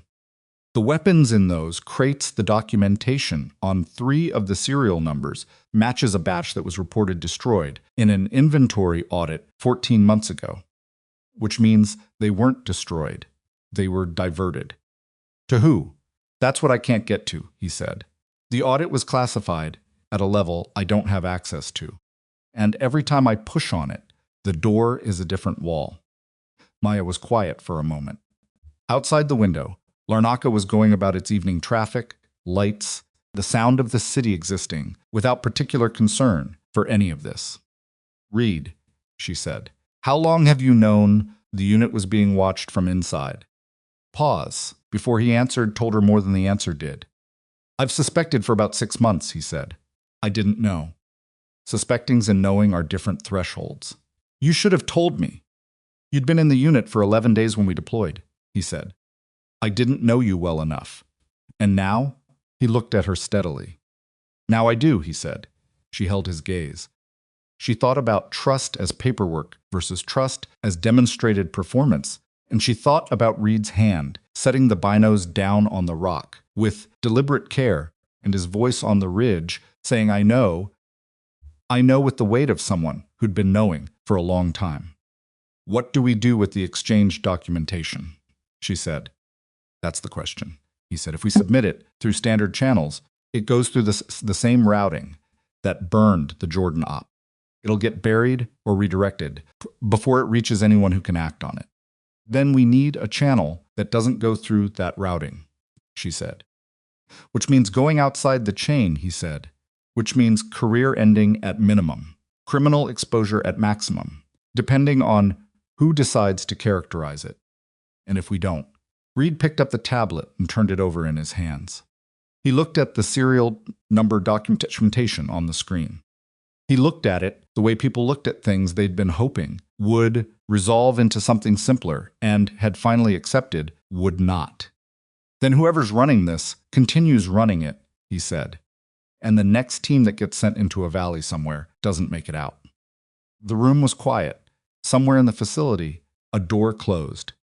A vehicle moved outside on the gravel. I know someone, Maya said. Retired. He has contacts that don't go through standard channels. I've never used them, but he's offered. More than once. Who? A man named Hale, she said. Admiral Marcus Hale, retired. He was my grandfather's commanding officer for 2 years in the 80s. They stayed in contact until my grandfather died. He came to the funeral. She paused. He gave me a number and told me to use it if I ever found myself somewhere the official channels couldn't reach. Reed looked at her. You've been carrying that number since your grandfather's funeral? 3 years, she said. And you haven't used it. I haven't needed it, she said. Until possibly now. Reed set the tablet down. He was quiet for a moment, in the way he was quiet when he was making a real decision rather than a procedural one, the stillness of someone whose internal process was thorough and not particularly fast. Make the call, he said, but not from this facility and not from any device that's been inside this facility. She nodded. She stood up and picked up her jacket. Cross, Reed said. She looked back. What you did on that ridge today The way you read those 4 men before I'd clocked them. The way you managed the exfil route. He paused. I've been running operators for 12 years. I've seen 2 people move the way you move under that kind of pressure. He said it without warmth, as a plain observation, which made it land heavier than warmth would have. Your grandfather trained you well. She stood in the doorway for a moment. He trained me to survive the things he knew were coming, she said. I think he knew something was coming. He just didn't know what shape it would take. She walked out. She found a payphone, an actual payphone, which took her 20 minutes of walking the streets of Larnaca to locate outside a taverna 3 blocks from the waterfront. The number was memorized, not written. She'd committed it to memory the day Hale had given it to her, standing at her grandfather's graveside in a cemetery in Montana with the wind coming down off the mountains, cold enough to be uncomfortable, and Hale standing beside her in his dress uniform, the old kind, the kind that had more history in its fabric than most people accumulated in entire careers. Use this if you ever find yourself somewhere the official line can't reach, he'd said. Your grandfather trusted me to offer it. I'm trusting you to know when. She dialed. It rang 4 times. A voice answered, not Hale, a man she didn't recognize, older, with a careful quality to his speech. Yes, the voice said. I'm a friend of Admiral Hale's, she said. He gave me this number 3 years ago. My name is Maya Cross. A pause. 1 moment. She stood at the payphone and watched a cat cross the street in front of the taverna. It was a big orange tom, unhurried, completely indifferent to the traffic. It reached the far sidewalk, sat down, and began washing its face. Lieutenant Cross. Hale's voice older than she remembered, but the same measured quality, the same absence of wasted syllables. I'm glad you called, and I'm sorry it took circumstances that required it. Sir, she said, I'm in Cyprus. I've just come out of a denied operation in Jordan. I have exchanged documentation on weapons with diverted serial numbers, intelligence sourcing that implicates a high-ranking officer in a compromised mission package, and 2 operators who protection from whatever comes next. Silence on the line. Not the silence of surprise, the silence of someone absorbing and organizing. Send me what you have through the secondary channel, he said. You'll find the address in the same place I told you to look if you ever needed it. She'd memorized that too. A dead drop protocol her grandfather had explained to her when she was 17, sitting in his kitchen in Montana, the way he sometimes explained things casually, as if they were just information rather than contingency plans for scenarios he didn't expect but couldn't rule out. There's more, she said. The officer in the routing chain, his name is Voss. Colonel Adrian Voss. He had access to the unit's mission packages for 4 months. I have physical evidence from a prior encounter that ties him to deliberate sabotage. Another silence, slightly different in quality. Cross, Hale said. How solid is the exchange documentation? 3 serial numbers, cross-referenced to a classified inventory audit. The weapons were reported destroyed 14 months ago. Who else has seen it? My commanding officer, Master Chief Reed. Reed? Hale said, and again there was something in the way he said a name, the slight pause, that meant it registered. I know of him. He's solid. Yes, she said, he is. Get the documentation to me. Don't submit it through official channels. Don't discuss it with anyone outside your immediate team until you hear from me. His voice was measured, careful, with an undertone of something that wasn't quite urgency, but was to it the quality of someone who recognized the shape of what was being described and understood its weight. And Cross, be careful. If Voss is in the routing chain and he knows the Jordan op failed, he'll know the team is alive and the documentation exists. I know, she said. How soon can you get the documentation out? Tonight, she said. Good, he said. I'll be in contact within 48 hours. A pause. Your grandfather would be... He stopped himself. Started again differently. You're doing the right thing. She hung up.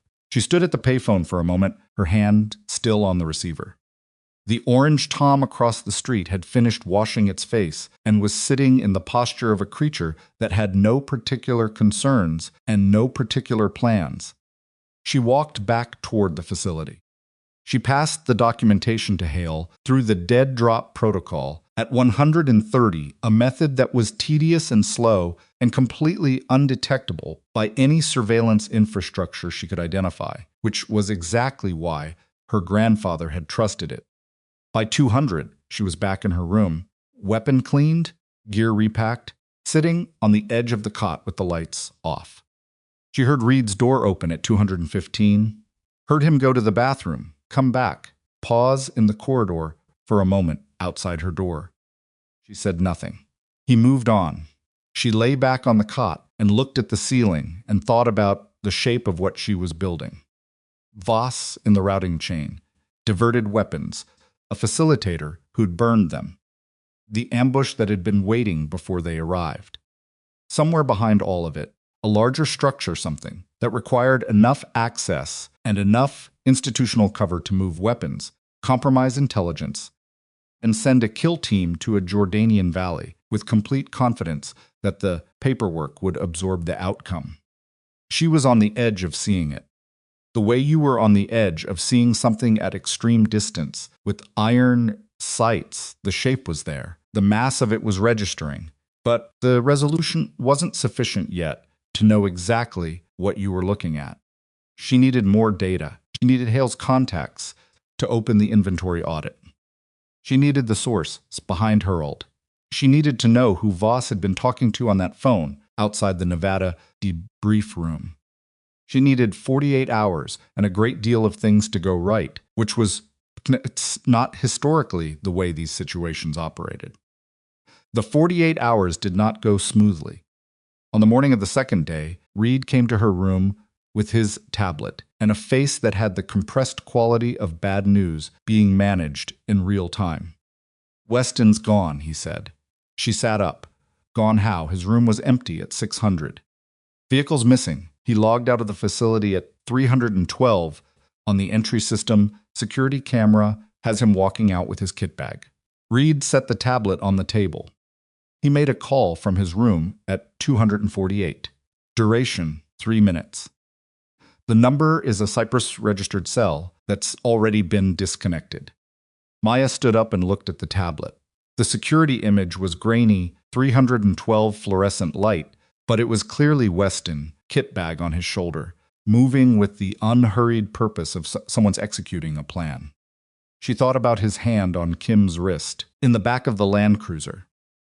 She thought about what he'd said on the plane. "I didn't know the op was compromised. If I had, I'd have flagged it." She thought about the gap between what people said and what they did, and how the gap was almost never visible until it was too late to matter. "He reported to someone," she said.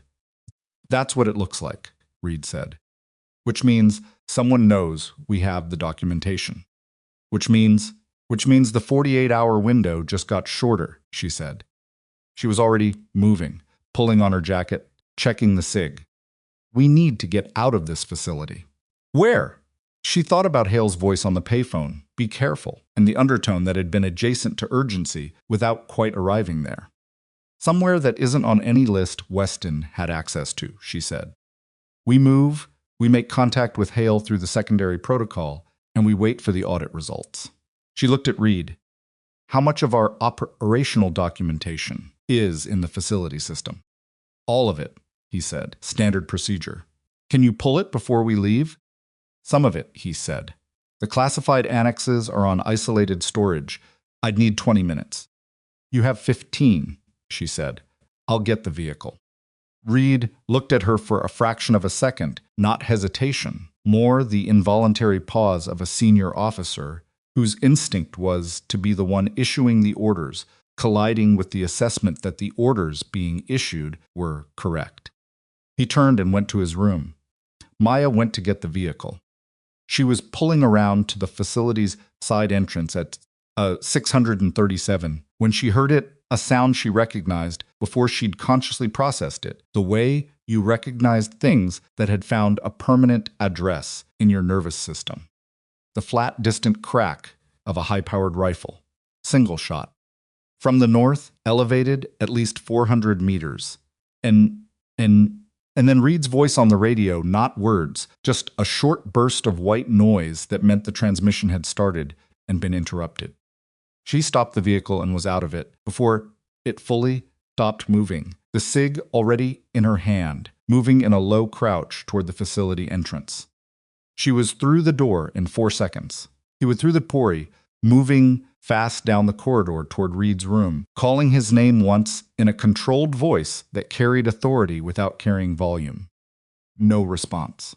She found him in the corridor outside his room, on the floor, his left hand pressed to his right side.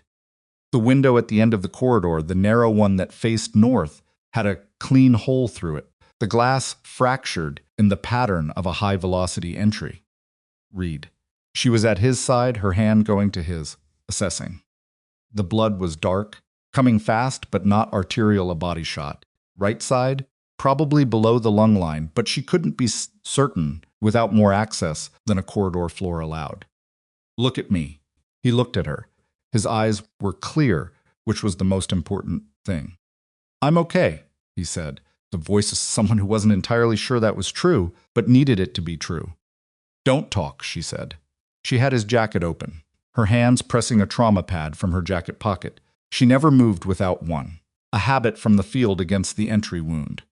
She couldn't find an exit wound immediately, which was a problem for later. Were you near the window? Moving past it, he said. I wasn't near it. I was 4 feet away. His voice was steady but tight. Long shot. Long shot through a narrow window from 400 meters minimum, she said. That's not a hired gun. That's a trained sniper. Reed's jaw set. The architect, he said. She looked at him. It was the first time she'd heard that name. What? Later, he said. Get us out. She wanted the later. She needed the later. She pressed harder on the trauma pad and thought about a sniper at 400 meters with a line on a narrow corridor window. And she thought about how long it took a trained sniper to relocate and reacquire after a first shot. Not long. 90 seconds maybe, if they were good. She had to assume they were good. Can you move? She said. Yes, he said. She helped him up, his right arm across her shoulders, her left arm around his back, avoiding the wound. He was heavy, 6 feet and 200 pounds of man, who was working hard to carry his own weight and managing about 7% of it. She moved him down the corridor, away from the north-facing window, toward the side entrance, toward the vehicle. The documentation, he said. Leave it, she said. Maya Reed. I already sent it to Hale. Last night. We leave it. He processed that for a step or two. Good, he said. That's good. She got him out the side door and into the vehicle's back seat, the same back seat where Kim had sat with a soaked arm and a gray face less than 36 hours ago, and she thought about what kind of operation left this kind of damage across this many people and still remained invisible to anyone with the authority to stop it. A large one, a well-protected one. She got in the driver's seat and drove north, away from the direction of the shot, into the streets of Larnaca, where the morning traffic was building, and the visibility from any elevated position would be broken within 4 blocks. Reed's breathing in the back seat was measured the controlled respiration of someone managing pain with the discipline of long practice. She could hear the effort in it. She could hear what it was costing him to keep it that steady. The architect, she said, watching the mirrors, making turns at intervals, building distance. Tell me. A contractor, Reed said, no confirmed identity. We've had 3 field reports across 4 years. All 3 involved deaths, ruled as operational casualties. All 3 involved the same specialized ammunition type. He paused. 14-month-old inventory audit. The ammunition type in the Jordan operation matched. He's connected to the weapons network, she said. He's the enforcement arm of it, Reed said. Someone is moving weapons. He's eliminating the people who find out. Maya watched the mirrors. Clear.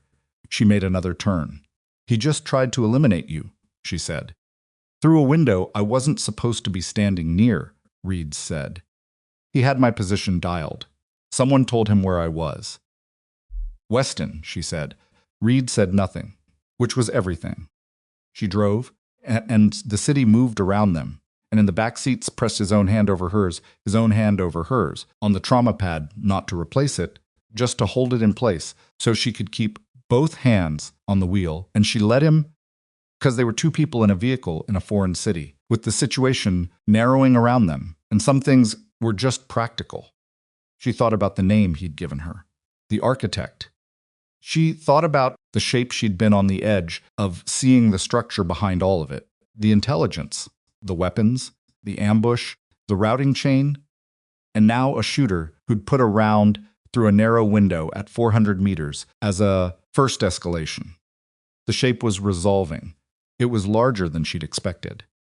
And somewhere at center, so behind Voss and the routing chain and the facilitator and the shooter on the ridge, was a person who'd decided that a covert reconnaissance unit and a 5'3" Navy SEAL sniper were problems worth solving with extreme prejudice. That person had not yet understood what kind of problem they'd created in return. Maya drove north, and the city fell behind, and the Mediterranean appeared ahead of them through a gap in the buildings, flat and bright and indifferent in the morning sun. She didn't stop driving. She didn't look at it. She counted the miles, and she thought about the shape of what was coming, and she prepared herself for the decision that was going to be required of her, the 90%. Because the 10%, the actual shot, she had never been worried about. She drove for 2 hours before Reed told her to stop.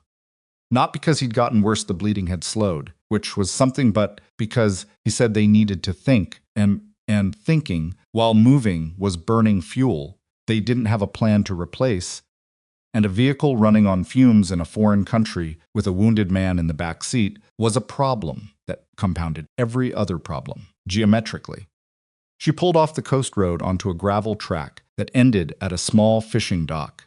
3 boats, no people, the smell of salt and diesel and old rope, and she killed the engine and sat in the sudden quiet and listened to the water. Reed's breathing had steadied. She turned around and looked at him.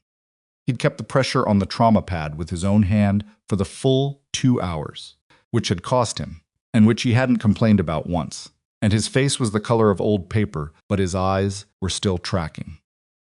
Hospital, she said. Not yet, he said.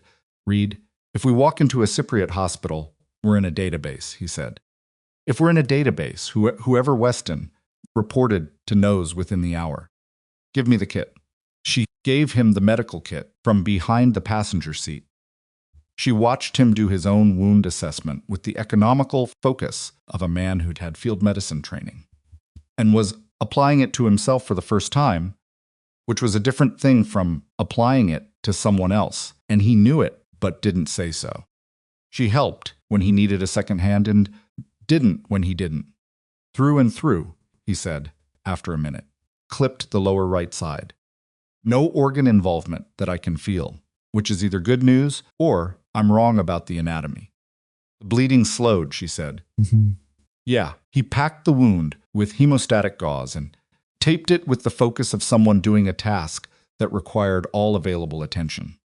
When he was done, he sat back against the seat with the careful positioning of someone discovering which angles hurt less.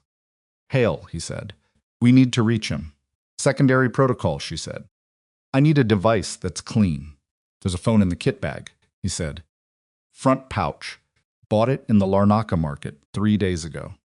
Cash. Never been inside the facility. She found it. A basic burner preloaded with a local SIM. She disowned the sequence from memory, not Hale's number directly, but a routing number that connected through 2 intermediate steps. The protocol her grandfather had built for communications that couldn't afford interception. Took 6 minutes to connect. Hale's voice, when it arrived, was not the measured calm of their first call. Where are you? He said. Cyprus. Coast Road, south of Larnaca. We had to move. The facility was compromised. I know, Hale said. I've been trying to reach you for 4 hours. The documentation you sent I had two analysts look at the inventory audit cross-reference overnight. A pause. Maya, this is significantly larger than diverted weapons. She felt Reed watching her from the back seat. She put the phone on speaker.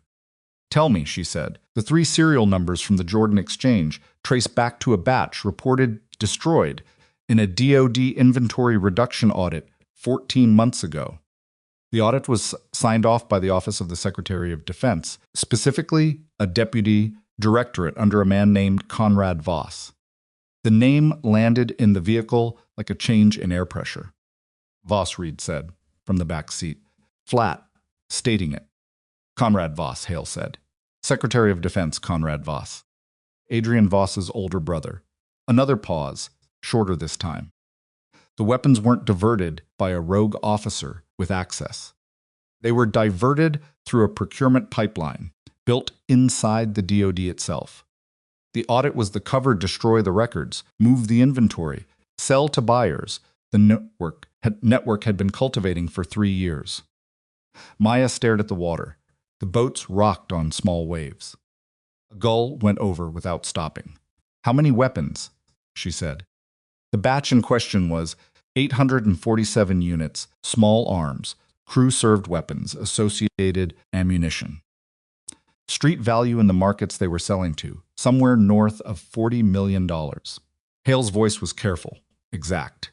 And that batch is one of at least 4 that fit the same pattern over the past 3 years. Reed said, the people who found out. 3 deaths, Hale said. All ruled operational casualties. An Army CWO in Afghanistan, a DA analyst in Germany, a Navy SEAL Master Chief whose team ran a reconnaissance operation that got close to one of the exchange networks. A silence. I'm sorry, Nolan. Reed said nothing. He looked at the floor of the vehicle and said nothing. Maya understood what she was hearing before Hale said it clearly, the shape that had been resolving since Cyprus was resolving fully. Now, the resolution cold and specific and ugly. The SEAL, she said. From the earlier operation. Petty Officer, First Class Marcus Webb, Hale said. 19 months ago, an operation in Djibouti that came within range of one of the network's supply routes. The intelligence failure that sent his team in was traced back to the same routing chain that touched the Jordan package. A beat. The architect handled the Djibouti operation. And he was in Cyprus this morning, Maya said. He put a round through Reed through a north-facing corridor window at approximately 400 meters. A longer silence on the line. Reed's alive. Yes, Maya said. The shot missed vitals? Lower right side. He's stable. She glanced at Reed, who was looking at the back of the passenger headrest with the expression of a man processing several things simultaneously and not particularly happy about any of them. Hale Weston, the last-minute replacement in the unit. He reported our location. Burned us. I had a feeling, Hale said. He has a paper trail that connects to a consulting firm, that connects to a financial structure, that connects with enough digging to the same network. A pause. He's been in 3 units over 4 years. Every time a unit got close to something they shouldn't have, Weston was in the personnel roster. A spotter, Reed said. Not loudly, but with the quality of someone putting a name to something they should have named earlier and were aware they should have named earlier.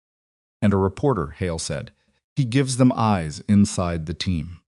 Gives the architect a targeting package. Maya thought about Weston's hand on Kim's wrist.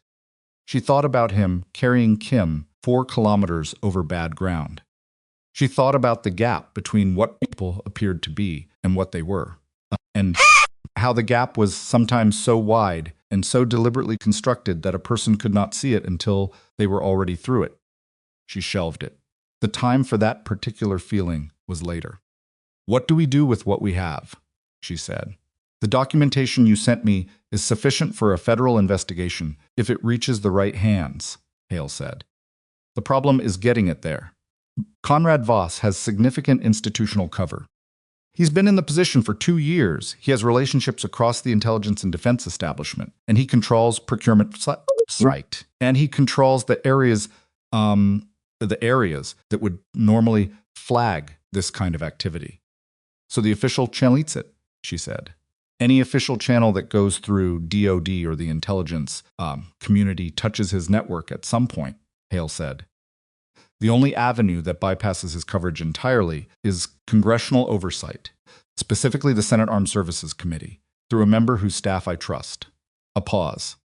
But I need more than the documentation you sent. I need a chain of custody that's airtight, a witness who can speak to the operational failures, and ideally someone from inside the network who can corroborate the financial structure. We don't have an inside witness, Maya said. Not yet, Hale said. But Adrian Voss is not Conrad Voss. The younger brother followed orders and executed the routing. He's an accessory, but he's the smaller node. If he understood the exposure he was facing, he might be persuadable. Reed looked up from the floor. Voss isn't going to cooperate. He's career committed to the brother. He might be, Hale said, if someone presented him with what cooperation would cost versus what non-cooperation would cost. Those are different calculations when the person doing the presenting is someone who has material evidence and the willingness to use it. The line was quiet for a moment. You want Maya to go to Voss, Reed said. I want Maya to have a conversation with Voss, Hale said, in a setting of her choosing, on terms she controls. I want her to show him enough of what we have that he understands his exposure, and I want her to give him a choice. Another pause. She has a relationship with him. Adversarial, but a relationship. He knows what she's capable of. That matters in a conversation like that. Maya stared at the water. She thought about Voss on the Nevada range, hands behind his back, the studied authority of a man whose entire professional identity was built on the control of high-stakes environments. She thought about what a man like that looked like when the control was gone. She thought about the firing pin, spring, in her pocket, which she was still carrying. She'd been carrying it since Nevada. She didn't know exactly why. She'd kept it some instinct that it wasn't done being useful yet. Where is he, she said. Stateside, Hale said. He's been recalled from his liaison position. Someone in the chain noticed the Jordan op failure and pulled him back for an internal review, which means he's in Washington and he's already nervous. A pause. He's also, according to my source, considering his options. He's not stupid. He knows the Jordan op is going to generate questions, and he knows the questions will eventually point toward him. He's thinking about running, Maya said. Or cooperating, Hale said. He hasn't decided yet. Which is the window? Reed said, You want her to go back to the States. I want you both to come back, Hale said. But Reed, you need medical attention that Cyprus can't provide anonymously, and I have a facility that can. I can have a transport arranged in 6 hours. What kind of facility? Reed said. The kind that doesn't appear in any DOD database, Hale said. You have my word on the care, and you know what my word is worth. Reed looked at Maya. She looked back at him. They were two people in a vehicle on a fishing dock in Cyprus, one of them leaking through hemostatic gauze. Both of them 48 hours into something that had started as a routine intelligence operation and had expanded into the kind of situation that career officers spent entire careers hoping they never encountered. Yeah, Reed said finally. I know what your word is worth. The transport was a private medical aircraft that landed at a small airfield outside Paphos 6 hours later, exactly as Hale had promised. Two people met them, a doctor who identified herself only as Renata and said nothing else, and a security man who said nothing at all and positioned himself at the aircraft door with the alert stillness of someone in that profession. Renata looked at Reed's wound with the focused attention of a person who'd seen worse and was deciding how much worse this was. He needs a proper OR, she said. There's fragmentation at the wound margin. I can see it from here. I told you it was through and through, Reed said. You told me what you felt, Renata said. I'm telling you what I see. They're not the same thing. She looked at Maya. He'll be out of commission for 10 days minimum. Longer if he doesn't rest, which I'm told is unlikely. I rest fine, Reed said. Renata looked at him the way medical professionals looked at patients who said things like that. She didn't respond to it. They loaded Reed onto the aircraft. Maya stood on the tarmac while they worked, the burner phone in her hand, a list building in her head what she needed, what she had, what the gap between them required her to do. Reed called to her from the aircraft door. She went up. "Elias Grant," he said. "He's a combat medic, former SEAL, runs a private security operation out of Virginia. I've worked with him twice. He can cover your back in Washington." He reached into his jacket, slowly, carefully, and produced a folded paper that turned out to be a physical address in Fairfax. "Old school," he said. "Physical address only. Don't call him show up." "And Nora Vale?" Maya said. Hale had mentioned a name, an intelligence analyst. "She's Hale's person," Reed said. "She's already in Washington. She's been building the financial chain on the network for 6 months. She'll have things you don't." He looked at her. His face was gray and determined in equal measure. "Cross. Yeah, Voss is going to try to reframe it," he said. "Whatever you show him, he'll try to make it about your bias, your record, the Nevada certification he'll make it about, you being a woman who has a grievance. That's his play." "I know," she said. "Don't let him make it personal," he said. "Keep it transactional. Show him the exposure. Give him the calculation. Let him do the math. And if he doesn't cooperate," she said. Reed held her gaze. "Then we go to the committee with what we have, and we let the chips fall," he said. "But a cooperative witness makes a federal investigation significantly more efficient, and efficiency matters when the target has Conrad Voss's reach." She nodded. "Take care of yourself." "I'll try," he said. The way he said it flat, slightly rueful, was the first thing she'd heard from him that acknowledged the possibility that the trying might not be fully within his control. It was a more honest statement than most of what people said to each other in circumstances like these. She stepped back from the aircraft. The door closed. She watched it taxi and lift and become a light against the Cypriot dusk. She stood on the tarmac alone and made a decision. Not the kind that came with drama or visible weight, just the quiet internal closing of a question. She was going to Washington. She was going to find Adrian Voss. And she was going to have a conversation that ended, one way or another, but ended. She had the documentation. She had the firing pin spring. She had Hale and Vale and a name in Fairfax on a piece of paper. It was enough to start. She was in Washington 31 hours later, having moved through 2 commercial flights under a travel identity that Hale's network had arranged, with a speed that told her this wasn't the first time they'd arranged one. The identity was clean, a private contractor with a believable employment history and a fast that matched the documents, and it held through both transits without a raised eyebrow. Elias Grant opened the door of the Fairfax address, a townhouse on a street indistinguishable from every other street within 4 blocks, and looked at her for a moment with the expression of someone who'd been told to expect a person, but was, adjusting his expectation to the person who'd actually arrived. He was mid-40s, built like someone who'd been large and had kept most of it through discipline rather than youth. A face that had been lived in, eyes that assessed, without announcing they were assessing. "Cross," he said. "Grant," she said. He stepped back and let her in. The townhouse was clean in the functional way of someone who lived alone and had no strong opinions about interior decoration. A kitchen table with a laptop, a tactical map of Washington, D.C. on the wall, and a whiteboard in the corner with names and connecting lines that she recognized immediately as the same structure she'd been building in her head. "Hale briefed you," she said. "Yesterday," he said. "I've been pulling additional background on the Voss brothers since then." He walked to the whiteboard. Conrad Voss, 2 years as SecDef, prior career as a defense industry executive, specifically in weapons procurement. Before that, a consulting firm that had contracts with 3 foreign governments whose arms procurement policies were creative. He tapped a line on the board.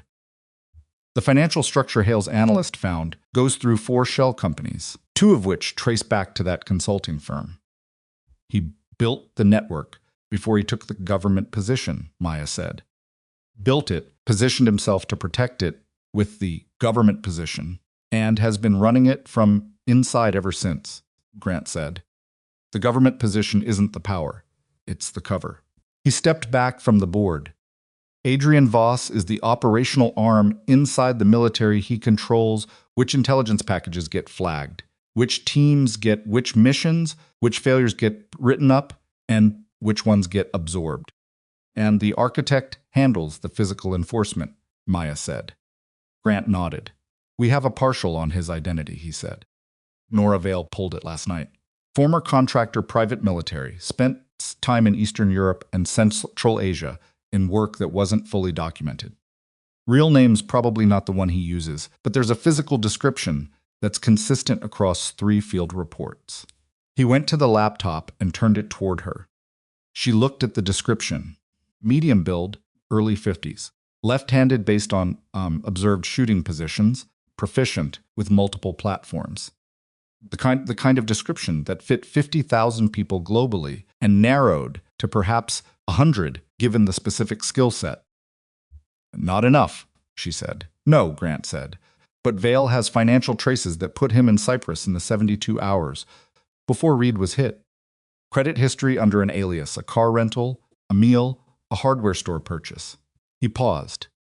The hardware store receipt included items consistent with preparing a long-range shooting position. He was already in Cyprus, Maya said. He was there before us. Weston gave him our location, and he'd already established the position.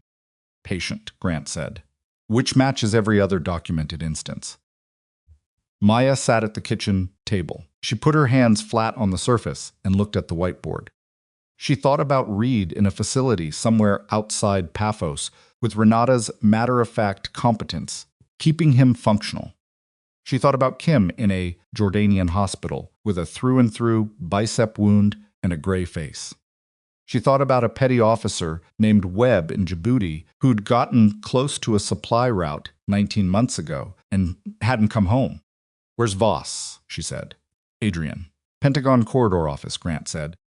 He's been confined to administrative duties pending the Jordan review, which means he has access to a lot but authority over nothing. He's in a waiting room. Does he know the Jordan review is going to implicate him? He knows it's possible, Grant said. He doesn't know how much of the documentation survived the Cyprus facility. He thinks based on what Weston would have reported that the team made it out with their lives, but without significant physical evidence. Maya looked up. He doesn't know I sent the documentation to Hale before we left the facility. No, Grant said. He thinks the evidence is still in Cyprus, inaccessible or destroyed. She absorbed that. The gap between what Voss believed and what was actually true was the lever. The thing that changed the calculation he'd been running, the math Reed had told her to let him do. I need to get to him before the Pentagon review advances far enough that he lawyers up and stops talking, she said. Once he has representation, the conversation is over. How long? Grant said. The review convened 3 days ago, she said. In my experience, preliminary interviews happen in the first week. If he's retained counsel already, it's too late. If he hasn't, Grant said. Vale has a contact in the review office. As of this morning, Voss is still moving through the process as a potential witness rather than a subject. He hasn't been designated a subject yet, which means he hasn't felt the specific pressure that triggers the lawyer instinct. He will soon, she said. Then you need to move today, Grant said. This afternoon. She looked at him. Can you get me access to a location where he won't be on camera and won't have institutional backup? Grant thought about it. He has a regular lunch off campus, he said. A restaurant in Crystal City goes there twice a week, usually alone. He was there yesterday. If the pattern holds, he'll be there again day after tomorrow. Day after tomorrow is too late, she said. Today. Grant looked at her steadily. He's not scheduled to be there today. Then we change his schedule, she said. Does Vale have access to the review office contact? Yes. Can that contact reach Voss directly? Grant hesitated. Possibly. I need Voss at that restaurant at 1230, she said. I need him to believe he's meeting someone from the review team for an informal, pre-interview conversation. I need him relaxed enough to talk and isolated enough that he can't immediately escalate. Grant was quiet for a moment. That's deceptive, he said. Yes, she said. If it goes wrong, it blows the entire approach and puts Voss on alert, he said. I know, she said. That's the risk. He looked at her for another few seconds. Then he picked up a different phone from the kitchen counter. I'll call Vale, he said. The restaurant in Crystal City was the kind that existed for the government-adjacent population of Northern Virginia dark wood, moderate noise level, lunch menus, designed for people who needed to talk without being overheard. Maya arrived 40 minutes early and sat in a booth toward the back with a sight line to the entrance and her back against the wall, and she ordered coffee and looked like someone waiting for a business lunch. She was wearing civilian clothes, dark jacket, plain shirt, nothing tactical, and her hair was down, which changed her profile enough that a casual observer wouldn't immediately clock her as military. She'd left the SIG with Grant, not because she didn't want it, but because the tactical calculus said a weapon in this environment created more risk than it resolved. She had the firing pin spring in her jacket pocket. She had a USB drive containing a portion of the documentation, not everything, a selection that Hale's team had prepared and compressed. And she had what Reed had told her to bring, the calculation, clean and transactional, numbers rather than emotion. Voss arrived at 1228. Came in wearing civilian clothes, khakis, a dress shirt, no jacket, and he looked exactly the way men looked when they'd been pulled somewhere unexpectedly and were managing the irritation of it behind a professional surface. He scanned the room with the automatic assessment of someone trained to read spaces, and his eyes found her in the booth, and the surface held for exactly 1 second before something moved underneath it. He stood at the entrance for a moment. She watched him calculate whether to leave, whether to make a scene, whether the controlled environment of a public restaurant was better or worse than the alternative. He walked to the booth and sat down across from her. Neither of them said anything immediately. The waiter appeared, and Voss ordered water in the automatic way of someone buying time, and the waiter left. You arranged this, Voss said. Yes, she said. That's a significant overstep for a lieutenant, he said. His voice was controlled, careful. I'm not here as a lieutenant, she said. I'm here as someone who has information you need to see before the Pentagon Review designates you a subject rather than a witness. He looked at her. The controlled surface was doing a lot of work now. Whatever you think you have, I have the Jordan intelligence package routing, she said, with your office code in the chain. I have the serial number cross-reference on the weapons from the Jordan exchange traced back to the DoD inventory. Audit your brother's directorate signed off on 14 months ago. I have a financial structure connecting 4 shell companies to a consulting firm your brother controlled before he took his current position. She paused. And I have a cut-firing pin spring from a rifle you issued me in Nevada, with a clean tool mark consistent with deliberate modification. Voss said nothing. His water arrived, and he didn't look at it. The spring is the smallest thing on that list, she said. It's also the most personal and the easiest for a jury to understand. A senior officer deliberately sabotaging a subordinate's equipment during a certification evaluation. That's not abstract financial crime. That's a thing that juries can see. You can't connect me to that spring, he said. You can't prove the chain of custody. I can prove I was given that rifle by you during that evaluation, she said. And I can prove the spring was cut, not worn. The forensics on the cut mark will speak for themselves. Whether a jury believes the chain of custody is a question of how many other things they've already believed by the time we get there. He looked at her. She looked back. The restaurant moved around them, other tables, other conversations. The ordinary background noise of people who had no idea what was happening in this particular booth. "What do you want?" he said. His voice had shifted, not softer, but stripped of the performance. The thing underneath, which was a man who'd been in a waiting room for days and had just been handed a new calculation. "I want your testimony," she said. "Your full cooperation with an investigation that goes through a channel Conrad doesn't control.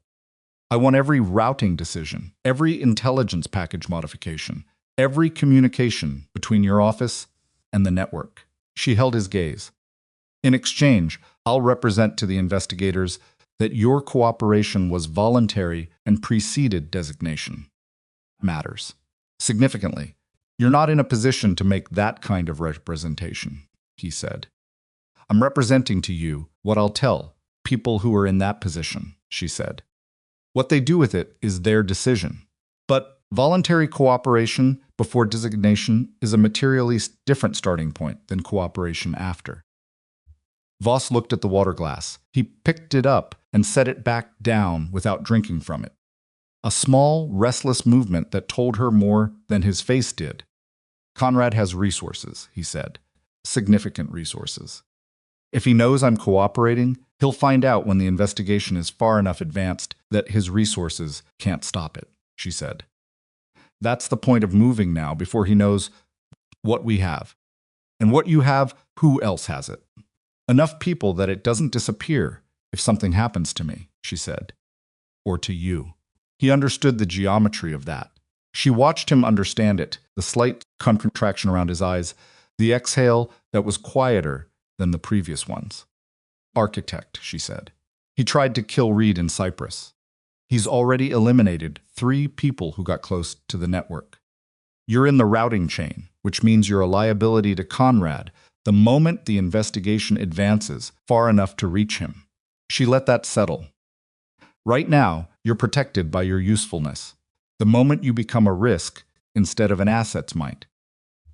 "I understand the dynamic," he said, with a flatness that told her he'd already been thinking about it. "Then you understand the timeline," she said. The restaurant moved around them. A table nearby broke into brief laughter at something. The sound was jarring in the particular way that ordinary human happiness was jarring when you were sitting inside a very dark calculation. Voss was quiet for a long time. She did not fill the quiet. She'd learned from her grandfather, from Reed, from a dozen negotiations in a dozen places that the most dangerous thing you could do in a silence like this was speak into it. He spoke first. "I need something in writing," he said, "from whoever is running this investigation. I'm not cooperating on a verbal promise from a Navy lieutenant." "You'll have it," she said, "within 24 hours. And protection," he said. "If Conrad finds out before the investigation is solid enough to move." "Hale's network," she said. "It's not official. But it's functional, and it's clean, and it has a track record." Voss looked at her. "Marcus Hale," he said. "Yes." Something moved across his face recognition. Recalibration. Hale's name in this context meant something to him that she couldn't fully read, but the direction of it was toward compliance rather than away. He knew the name, and whatever he knew about it made the offer more credible rather than less. He looked down at the table. He looked at his water glass. He looked at the space in front of him with the inward focus of a man arriving at the end of a road he'd been walking for a long time and finally seeing where it had always been going. "I want immunity from the weapons charges," he said. "Not the sabotage, I'll take the sabotage, but not the weapons routing. I didn't know what the exchanges were for. I moved packages. I didn't know what was in them. That's for the investigators to evaluate," she said. "Cooperation is the prerequisite for that conversation to happen at all." He was quiet again. Then he said, "Conrad has a meeting in Kyrgyzstan. 11 days from now. It's not in any official calendar. It's a network meeting buyer representatives, the architect, the supply chain coordinators." He paused. "I know the location." Maya kept her expression level. She felt the weight of what he'd just said, not just cooperation, but actionable intelligence. Operational intelligence. How do you know? She said. Because I arranged the logistics cover for it, he said. 3 weeks ago, before Jordan. His jaw tightened slightly. Before I understood how far Conrad was willing to go with the enforcement side of things. He gave the architect the order on Reed, she said. Voss looked at her. Conrad doesn't give orders directly, he said. He expresses preferences. The architect interprets them. But the preference on Reed came from Conrad. A pause. Yes, he said. She looked at him. She thought about Reed's gray face on the aircraft door, the hemostatic gauze, the careful way he'd positioned himself to manage the angles of pain. She thought about Webb in Djibouti and the 3 field reports and the specialized ammunition. 11 days, she said. The locations is a compound in the Chai Valley, he said.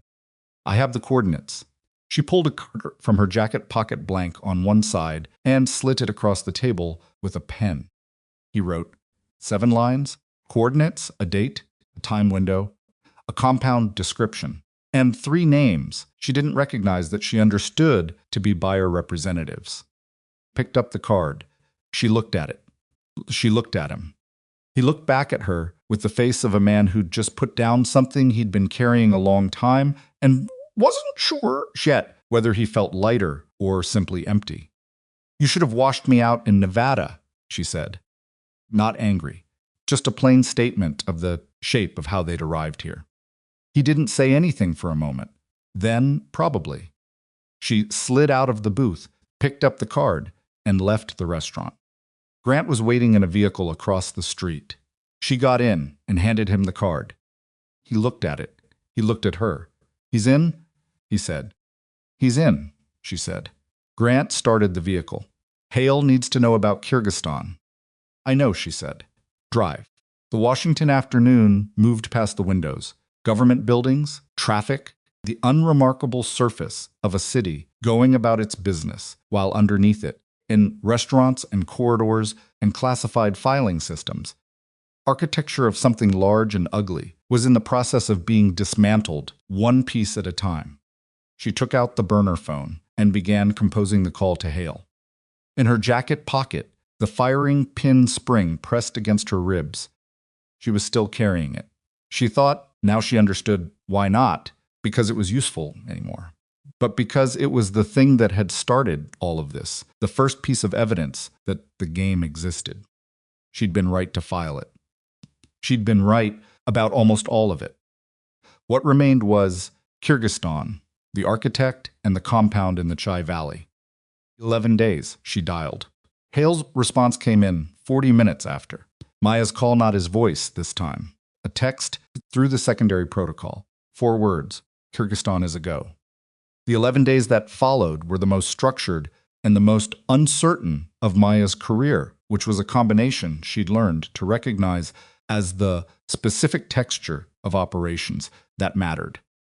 Hale's network moved with the quiet efficiency of people who'd been building towards something like this for longer than Maya had been in the unit intelligence assets, repositioned, logistics arranged, documentation packaged and delivered to the Senate Armed Services Committee through a staff member whose name Maya never learned and didn't ask for. Adrian Voss gave his preliminary cooperation statement on day 3. He sat in a room in a building that appeared in no official record and answered questions for 6 hours from 2 federal investigators Hale had sourced through channels that bypassed every corridor Conrad, Voss, controlled. He was methodical, specific, and visibly exhausted by the relief of it, the particular exhaustion of someone who'd been maintaining a constructed version of himself for years and had finally been permitted to stop. Maya was not in the room. She was in the adjacent one, listening through a speaker Grant had set up, making notes on a yellow legal pad, and occasionally flagging a statement for follow-up. When it was over, she walked out of the building into the afternoon and stood on the sidewalk and felt nothing dramatic, just the quiet closing of one phase and the immediate pressure of the next. Kyrgyzstan in 8 days. Grant found the architect's alias on day 5. Nora Vale had been pulling financial threads for 6 months, and the thread that finally resolved his identity was a property transaction in Montenegro, a small thing. A rental agreement under a name that cross-referenced to a passport, that cross-referenced to a military service record from a private contractor database that shouldn't have been accessible, but was, because Vale was extraordinarily good at her job and had a specific talent for accessing things that weren't meant to be accessed. His name, or the name he'd been using longest, was Decker. No first name on record.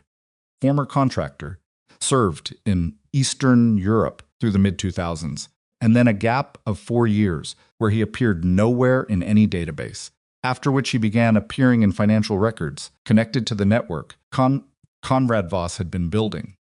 The gap was where he'd become the architect. Maya studied the file for 2 hours. She memorized his face from the single photograph. Val had recovered a security camera image from a hotel lobby in Bratislava, grainy but sufficient. Left-handed, early 50s, medium build that carried differently than most men his age, because the movement in the image was the movement of someone whose physical conditioning was still operational rather than recreational. She thought about the shot through the narrow corridor window in Cyprus. Patience of a man who'd established his position and waited. The clinical precision of someone who treated the work as a technical problem and himself as the instrument. She understood that kind of person. She'd spent most of her adult life being trained to be one. That was useful information.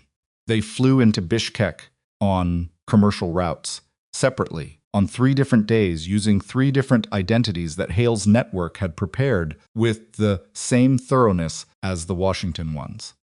Grant arrived first and established a vehicle and a safe location in a residential neighborhood outside the city. Vale arrived second with the full intelligence package on the compound's layout, sourced from satellite imagery, and a local contact who'd done work in the valley and remembered the compound from a previous visit several years prior.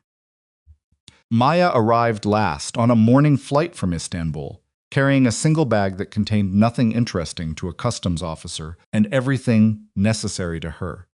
The Chai Valley in late autumn was cold and flat and enormous, a wide agricultural plain ringed by mountains that rose from the valley floor with the abruptness of walls rather than slopes, the peaks already white, the lower elevations still brown and dry.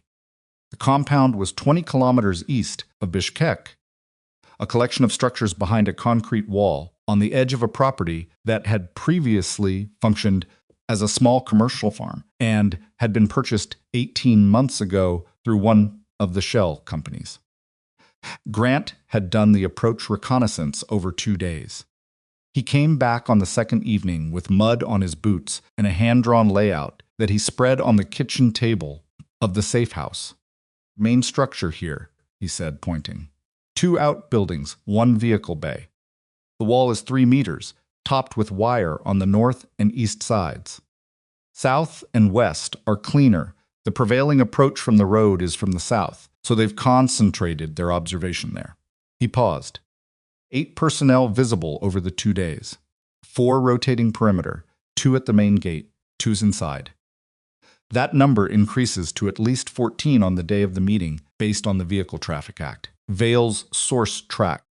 Decker, Maya said, the architect. Where does he position? His pattern based on Cyprus and the Djibouti field report is elevated, Vale said. She was at the laptop, pulling imagery. He establishes overwatch. For a meeting like this, he'll want a position that covers the compound perimeter and the approach routes. The ridge to the northeast is the logical choice. She put the satellite image on the table and pointed. Approximately 800 meters from the main structure. Clean sight lines. 1 access route up the back of the ridge that doesn't cross open ground. Maya looked at the ridge on the image. She thought about a man settling into position before his target arrived. Patience as a professional attribute. The same quality she used, turned in a direction she had spent 6 weeks trying to stop. He'll be up there before the meeting starts, she said. Hours before, Grant said. Then I need to be up there before he is, she said. Grant looked at her. The ridge is his position, he said. He knows that ground. He knows it as a shooting position, she said. I need to know it as a counter position. There's a difference. Vale looked up from the laptop. She was quieter than Grant, more internal, with the watchful quality of someone who processed information continuously and spoke only when the processing was complete. There's a secondary elevation, she said. 40 meters lower than the main ridge, 200 meters further north. Less optimal as a primary shooting position, but it has a sight line to the main ridge crest. Maya looked at the image. She measured distances with her eyes. What's the range from that secondary position to the main ridge crest? Approximately 340 meters, Vale said. Not long. For someone with a properly zeroed rifle and current ballistic data, 340 meters was not a difficult shot. The difficulty was that Decker would be prone, in a prepared position, with concealment and a prone concealed target at 340 meters required precision that a hasty position wouldn't support. She needed to be there early enough to prepare properly. Hours early. What time does the meeting start? She said. 1,400, Grant said. Then I'm on the secondary elevation by 600, she said. 8 hours. Long enough to know the ground and be settled before he arrives. Grant said nothing for a moment. Then the compound security is going to move during the meeting. If the operation triggers early, the operation doesn't trigger early, she said. Hale's federal team moves on the compound. At the moment, the meeting is confirmed, active. That's the protocol. Decker is separate. He's not in the compound, which means the federal operation doesn't reach him. Which means he's yours, Grant said. He's mine, she said. The safe house kitchen was quiet. Outside, the Kyrgyz evening was settling in fast, the mountains going dark before the valley, the light lasting longer over the flat ground. Somewhere in the distance, a vehicle moved on the road toward the city. I should be on the ridge with you, Grant said. No, she said. 2 people on that approach before dawn double the noise and halve the concealment. He'll have the ridge covered. I need to move like one person. She looked at him. But I need you on the south approach for exfil. If the compound operation goes loud and the perimeter reacts, the exfil route gets complicated. He looked at her for a long moment, the look of someone who understood the tactical logic and didn't like it and was going to follow it anyway. If you're not at the exfil point by 1,600. I will be, she said. Maya. He said her first name, which he hadn't done before. If you're not at the exfil point by 1,600, I'm coming up that ridge. She held his gaze. Okay, she said, 1,600. She was on the secondary elevation at 547, 13 minutes ahead of her own schedule, which she considered barely adequate given the stakes. The Chai Valley at pre-dawn was brutally cold, the kind that came down off the mountains and settled into the low ground, and had nowhere to go because the valley walls held it. She'd layered correctly, but correctly was relative. And by the time she'd been prone on the elevation, for 2 hours, she felt the cold in the fine muscles of her hands and was managing it with deliberate micro-movements that kept circulation without producing visible motion. She had the MK-21. Hale's network had arranged it through a logistics chain she hadn't examined closely. There were some things better not examined closely, and she'd zeroed it at a range outside Bishkek the previous afternoon. 2 hours of careful work that had produced a data card she trusted. She had Decker's photograph memorized. She had the ridge crest 340 meters away in her scope's field of view, a limestone outcrop. At its highest point, that was the obvious natural parapet position any trained sniper would choose because it was the best available ground. She waited. The valley went from black to gray to the cold, flat light of a cloudy Central Asian morning. The compound below and to the south was active by 800 vehicles arriving, perimeter personnel repositioning, the organized movement of a security apparatus preparing for a significant event. At 912, she saw him. He came up the back of the ridge exactly as Vale had predicted the access route that didn't cross open ground, moving slowly and with the practiced noise discipline of someone who knew that sound carried in mountain terrain before visual observation was possible. He was exactly as described, medium build, careful movement, the specific physical economy of a man who'd been doing this long enough that unnecessary motion had been eliminated at the level of habit. He settled into the position at the limestone outcrop at 934. He was good, the preparation was methodical, unhurried, the positioning of a man with hours to spare who was using them correctly. She watched him through the scope and felt the particular focus that came when the abstraction of a target became a specific human being in a specific place doing specific things. She did not fire. She waited. The federal team's protocol required the meeting to be confirmed active before they moved. Until the meeting was confirmed, Decker was not yet in violation of anything she could prove in the way the evidence needed to be provable. She needed him to stay in position. She needed the compound operation to start. At 1347, her radio clicked twice Grant's signal. Meeting confirmed active. Federal team moving. She settled behind the Mk-21. The distance was 340 meters. The wind was from the northwest, consistent with the morning's 6 knots, consistent with the morning's baseline. Cold air, dense the ballistic behavior, would be slightly different from the range 0, a minor compensation she'd already built into her hold. Decker was prone at the limestone outcrop, his rifle oriented south toward the compound. He was still, professional stillness, the kind that came from training and experience, and the internal steadiness of a man who believed he was the most dangerous thing on this particular hill. He was wrong. She exhaled. She let the pause between heartbeats open the way it always opened when she'd done her preparation and trusted it. She thought about nothing, which was the point. The decision was already made. The math was already done. The 10% was waiting for the 90% to finish its work. She fired. The Mk-21 broke cleanly. She stayed on the gun, watching through the scope. Decker jerked a sharp, involuntary movement, and then went still in a different way than before. The rifle he'd been behind was no longer oriented. His hands were no longer positioned. She cycled the bolt and held the position for 30 seconds, watching. No movement, no attempt to relocate, to respond, to do anything that a person who was operational would do. She exhaled a second time, a different kind of exhale.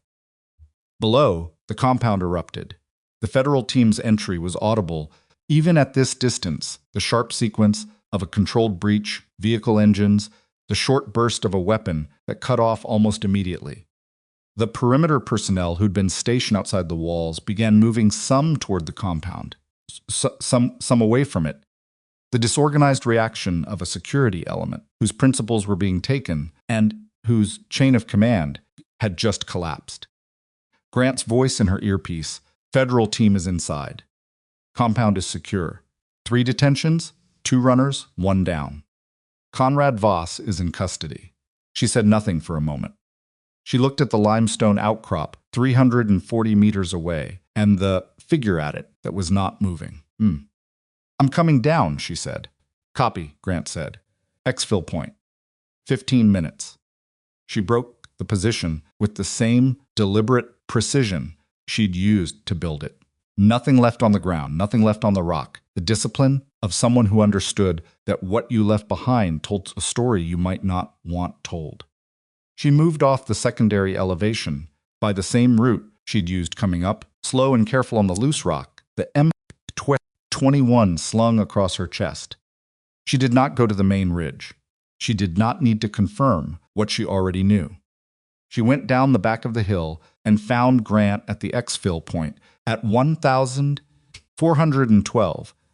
48 minutes inside the 1,600 window. She got in the vehicle and he drove north toward Bishkek without asking questions, because the questions could wait and the distance could not. Konrad Voss's arrest made no news for 11 days.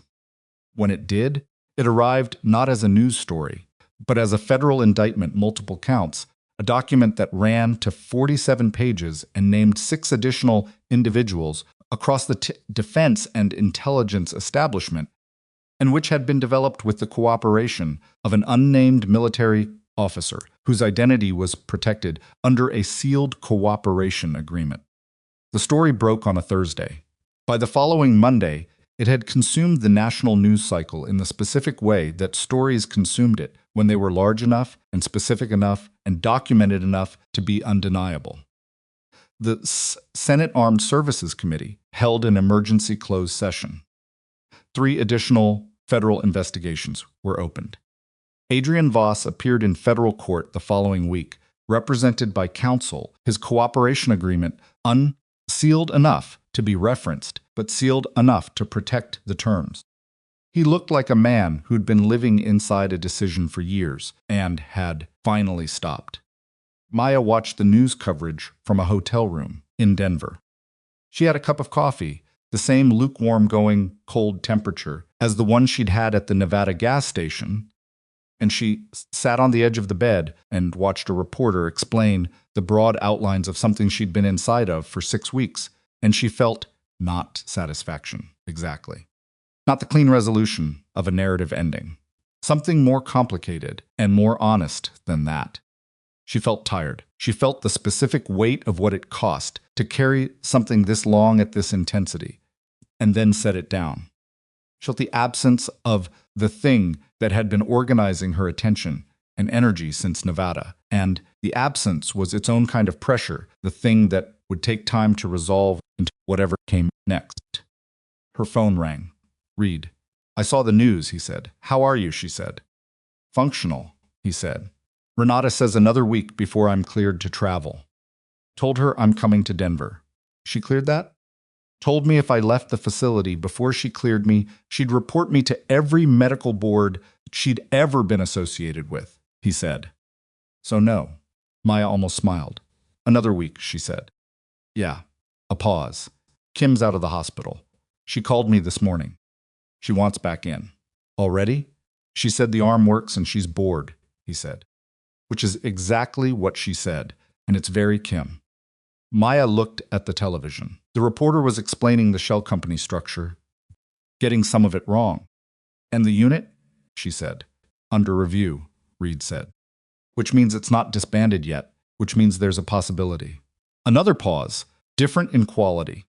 "I've been asked, informally, whether I'd be willing to rebuild it if the review comes back clean. New personnel, new protocols, new oversight structure." "What did you say?" "I said I'd consider it," he said.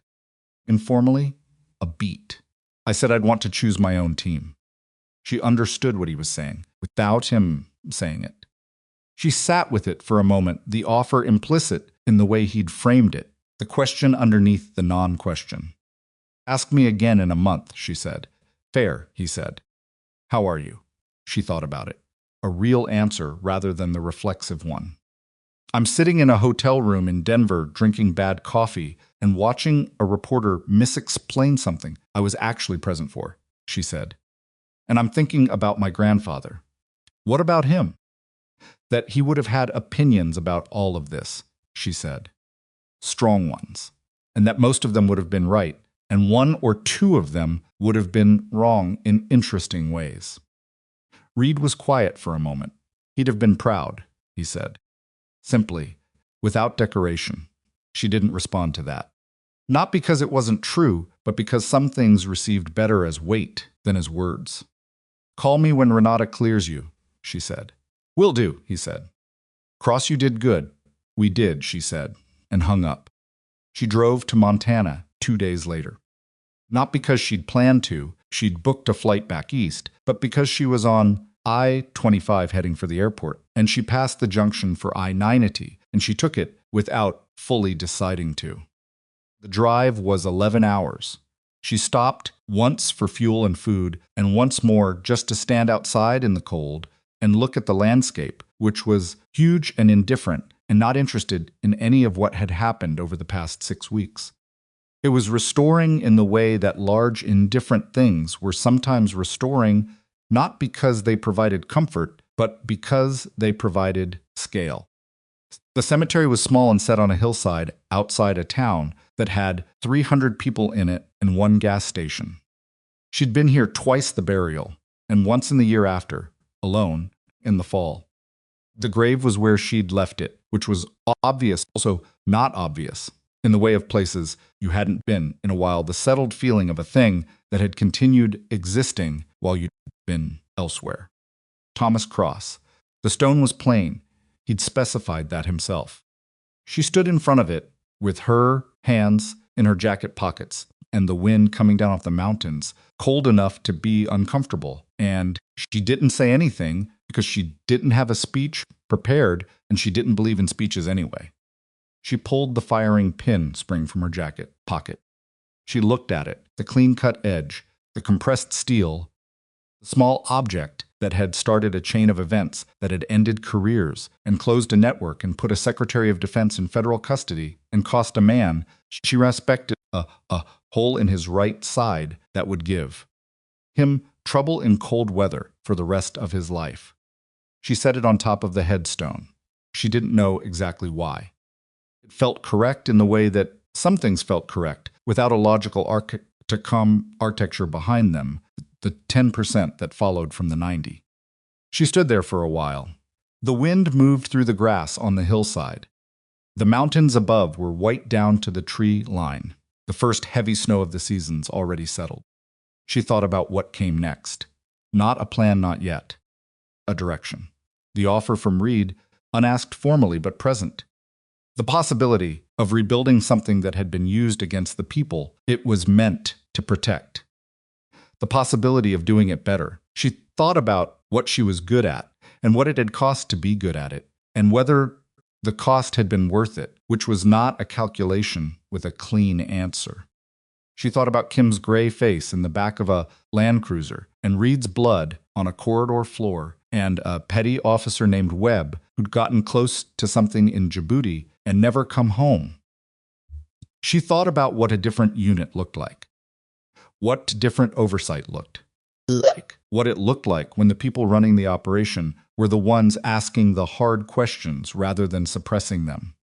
She thought about candidates coming through a Q course somewhere, being handed a test they didn't know was a test, being told that size meant nothing when discipline and judgment were stronger than fear, being handed a broken rifle and told to figure it out.